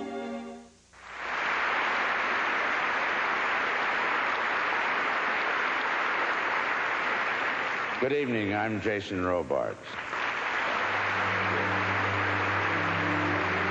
After having invented the whole thing and gotten the American picture business off the ground around the turn of the century, Thomas Alva Edison was quoted as saying, "I consider that the greatest mission of the motion picture is first to make people happy, to bring more joy and cheer and wholesome goodwill into this world of ours, and God knows we need it."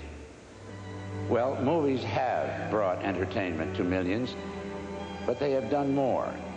They have identified issues, taken positions on them, and generally behaved with a social conscience.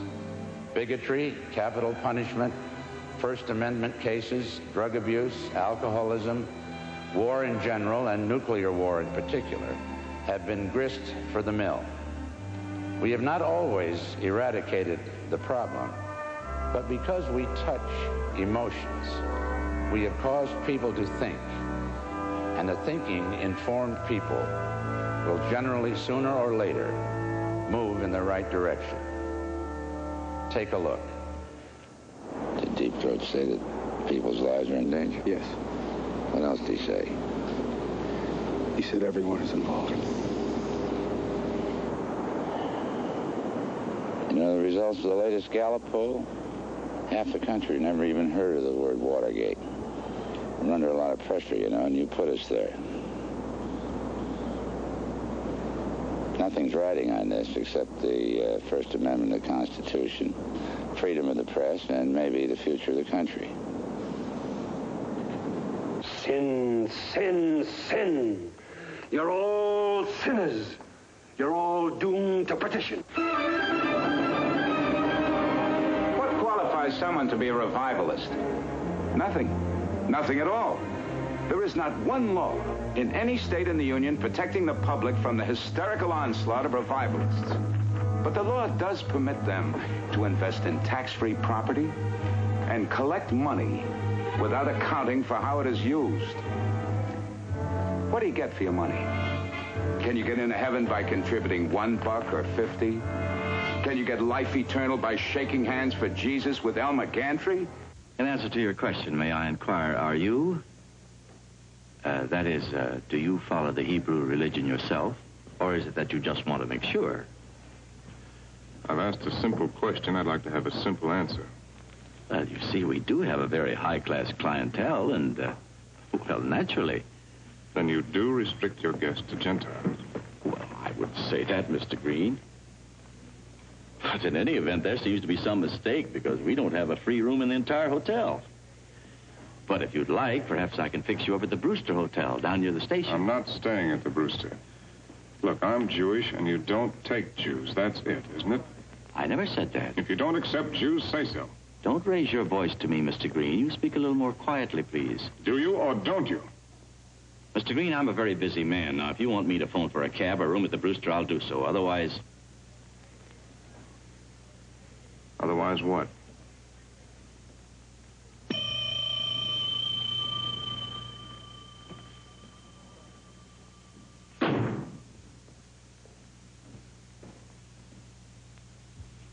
What's eating you? Just because I called you a name? Yeah. Well, that's what you are, ain't it? It's like calling a spade a spade. I'm a honky. I don't try to argue out of it. You can call me a bohunk. I don't mind. You ever hear tell of a bohunk in a woodpile, Joker? You ever hear tell of catch a bohunk by the toe? Depends on how you mean it. How'd you mean it? Like I said it, now don't cry me because I didn't make up no names. No, you breathe it in when you're born and you spit it out from then on. That name sure bugs you, don't it? Well, that's the way it is. And you're stuck with it, because I didn't make any rules. No, but you sure live by them. Everybody lives by them. Everybody's stuck with what is. Even them swamp animals. Even that weasel. You calling me a weasel? No, I'm calling you a white man.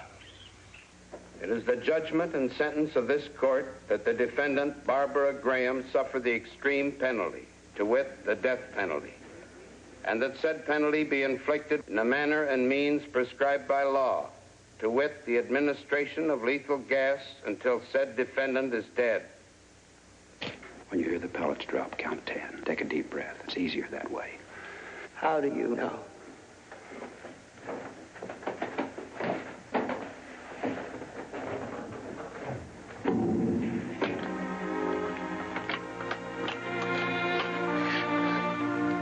That's not loaded, is it? Of course it isn't loaded. Don't you think I know how to handle a gun? I don't know what to think, Homer. All I know is I was in love with you when you left, and I'm in love with you now. Other things may have changed, but that hasn't.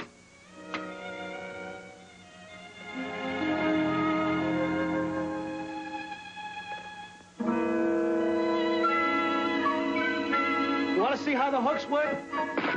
You want to see the freak? All right, I'll show you. Take a good look. I didn't do anything, Homer. It's only.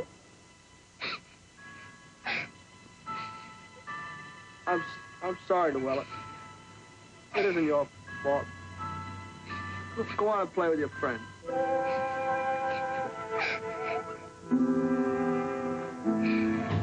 And now I'm here to tell you that I have killed for my country or whatever. And I don't feel good about it. Because there's not enough reason, man.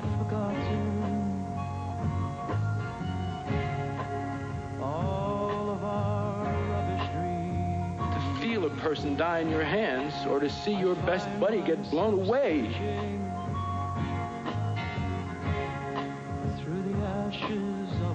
I'm here to tell you, it's a lousy thing, man.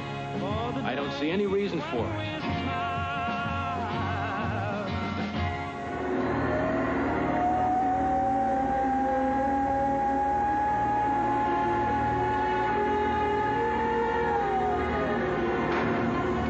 Somebody once wrote, hell is the impossibility of reason. That's what this place feels like. Hell. I don't even know what I'm doing. It's scary because nobody tells me how to do anything because I'm new. Nobody cares about the new guys. They don't even want to know your name. The unwritten rule is a new guy's life isn't worth as much because he hasn't put his time in yet. And they say if you're going to get killed in the Nam, it's better to get it in the first few weeks. The logic being, you don't suffer that much. I don't think I can keep this up for a year, Grandma. I think I've made a big mistake coming here. We interrupt this program at the request of the White House. This is a national emergency. This is an emergency action notification. I repeat, we interrupt this program at the request of the White House. Do not use your telephone. Telephone lines should be kept open for official use.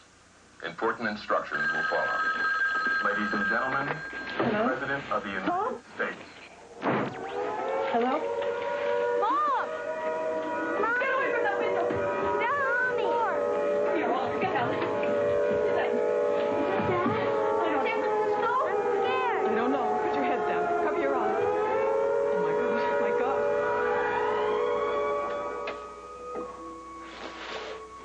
What do we do now? Make a wish. What do we wish for, Mom?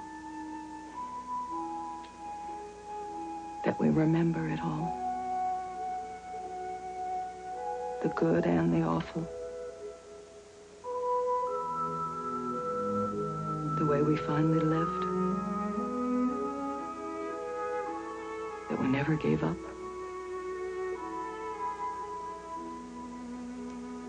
That we will last to be here. To deserve the children.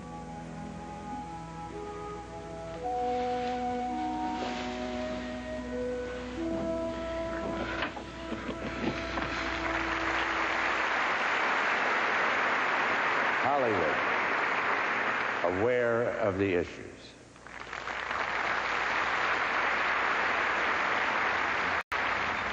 Good evening from Washington, D.C., specifically from the White House, where many of us feel we've been in almost daily contact with Hollywood's 100 years of history.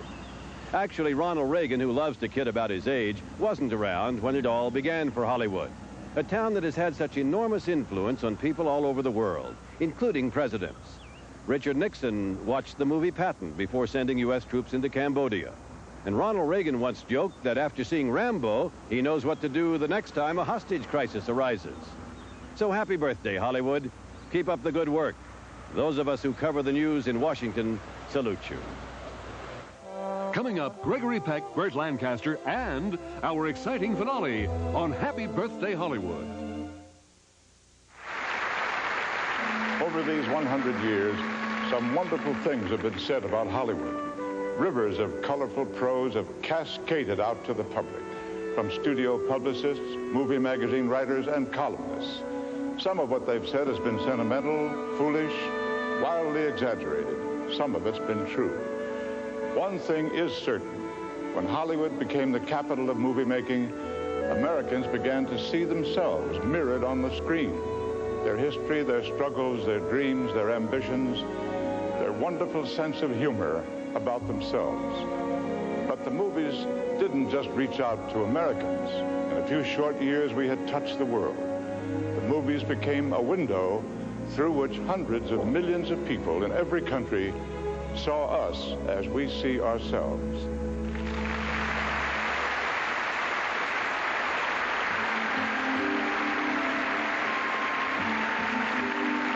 Federico Fellini recalled a few years ago, in the small movie house of my village with 200 seats and 500 standing room, I discovered through your films that there existed another way of life, that a country existed of wide open spaces, of fantastic cities which were like a cross between Babylon and Mars. Perhaps thinking about it now, the stories were simplistic. However, it was nice to think that despite the conflicts and the pitfalls, there was always a happy ending.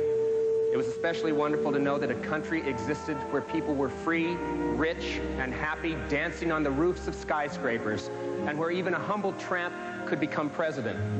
Perhaps even then it wasn't really like this. However, I believe that I owe to those flickering shadows from America my decision to express myself through film.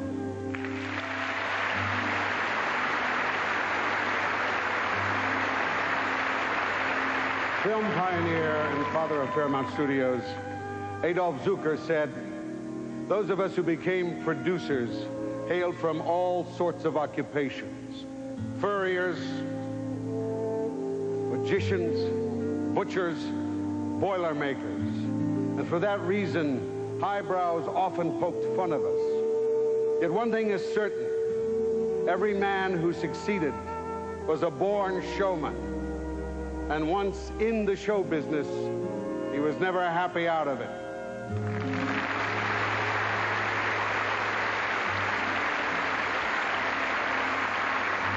MGM chief Louis B. Mayer once said, "Hollywood brings the world to the United States and the United States to the world." This interchange of writing brains, talent, music, traditions is important to world peace. It's equally important to good entertainment, which knows no geography and has no international boundary lines.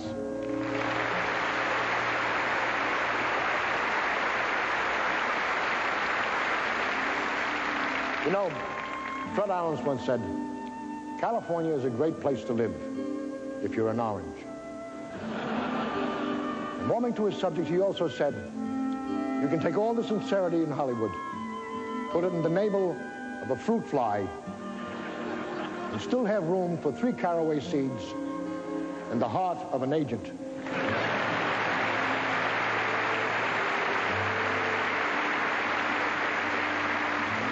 It is not surprising to find that it was the wonderful actor Joseph Cotten who said, "In Hollywood, those stars who have been around a long while and seem to grow better with time are the ones who regard stardom merely as an opportunity to grow."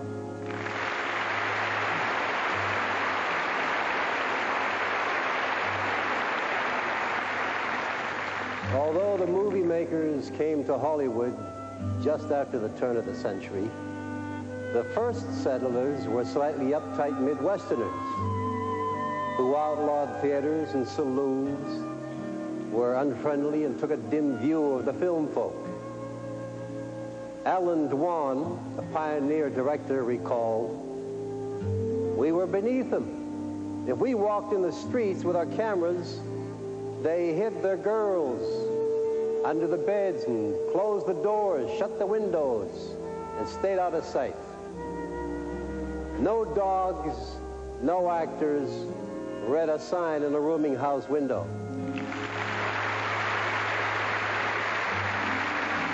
Do you remember what David Selznick said? There are only two kinds of class: first class and no class.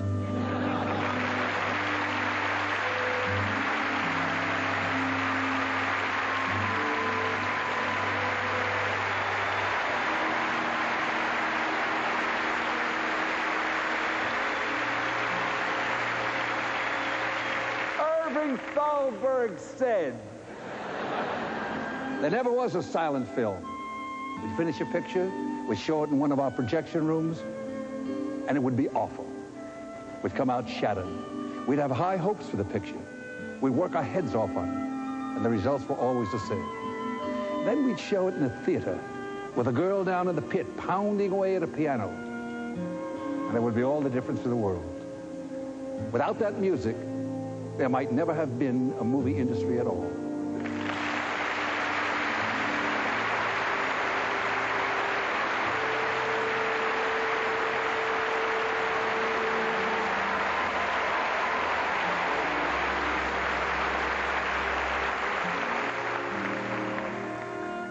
Well, perhaps the whole 100 years is best summed up by the legendary movie Tarzan, Johnny Weissmuller, when he said, "The main thing is not to let go of the vine."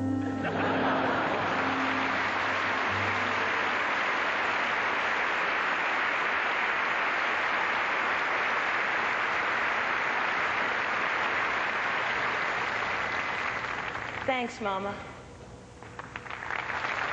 Hooray for Hollywood.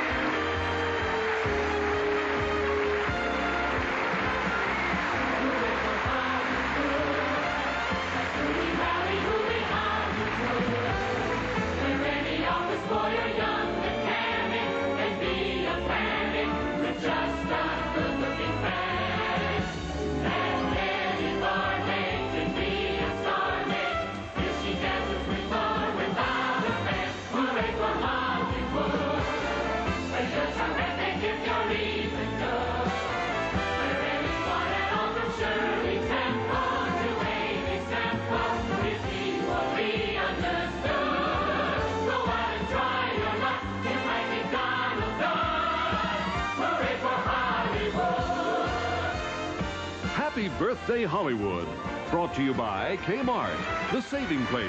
We're proud to say you've made us America's favorite store. The Prudential, offering a full range of insurance and other financial services. Michelob, so exceptionally smooth, the night belongs to Michelob.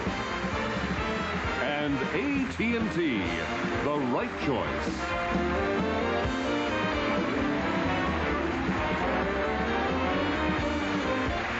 Travel arrangements provided by Pan Am. With all 747 service across the Atlantic, Pan Am flies to more places in Europe than all other U.S. airlines combined. Hotel accommodations provided by the Century Plaza Hotel and Tower, located on Los Angeles' fashionable West Side.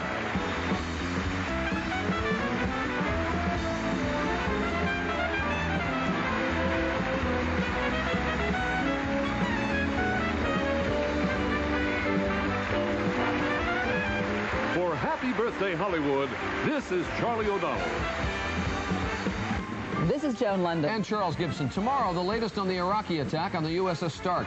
Also, Ron Reagan's tour of haunted Europe continues in Paris. Plus Ray Parker Jr. and Duran Duran. On Good Morning America. The USS Stark is the latest in a series of U.S. military losses in the Middle East. Why we're so vulnerable and who's to blame. Tomorrow on ABC's World News Tonight with Peter Jennings. Later, Angela sees another side of Tony when he throws a wild party on Who's the Boss. Then a household accident gets the kids stuck in a sticky situation on Growing Pains. After, the people who make us laugh finally get what they deserve, with special appearances by George Carlin, Whoopi Goldberg, Pee Wee Herman, Eddie Murphy, Lily Tomlin, and more. It's the first annual American Comedy Awards, live tomorrow.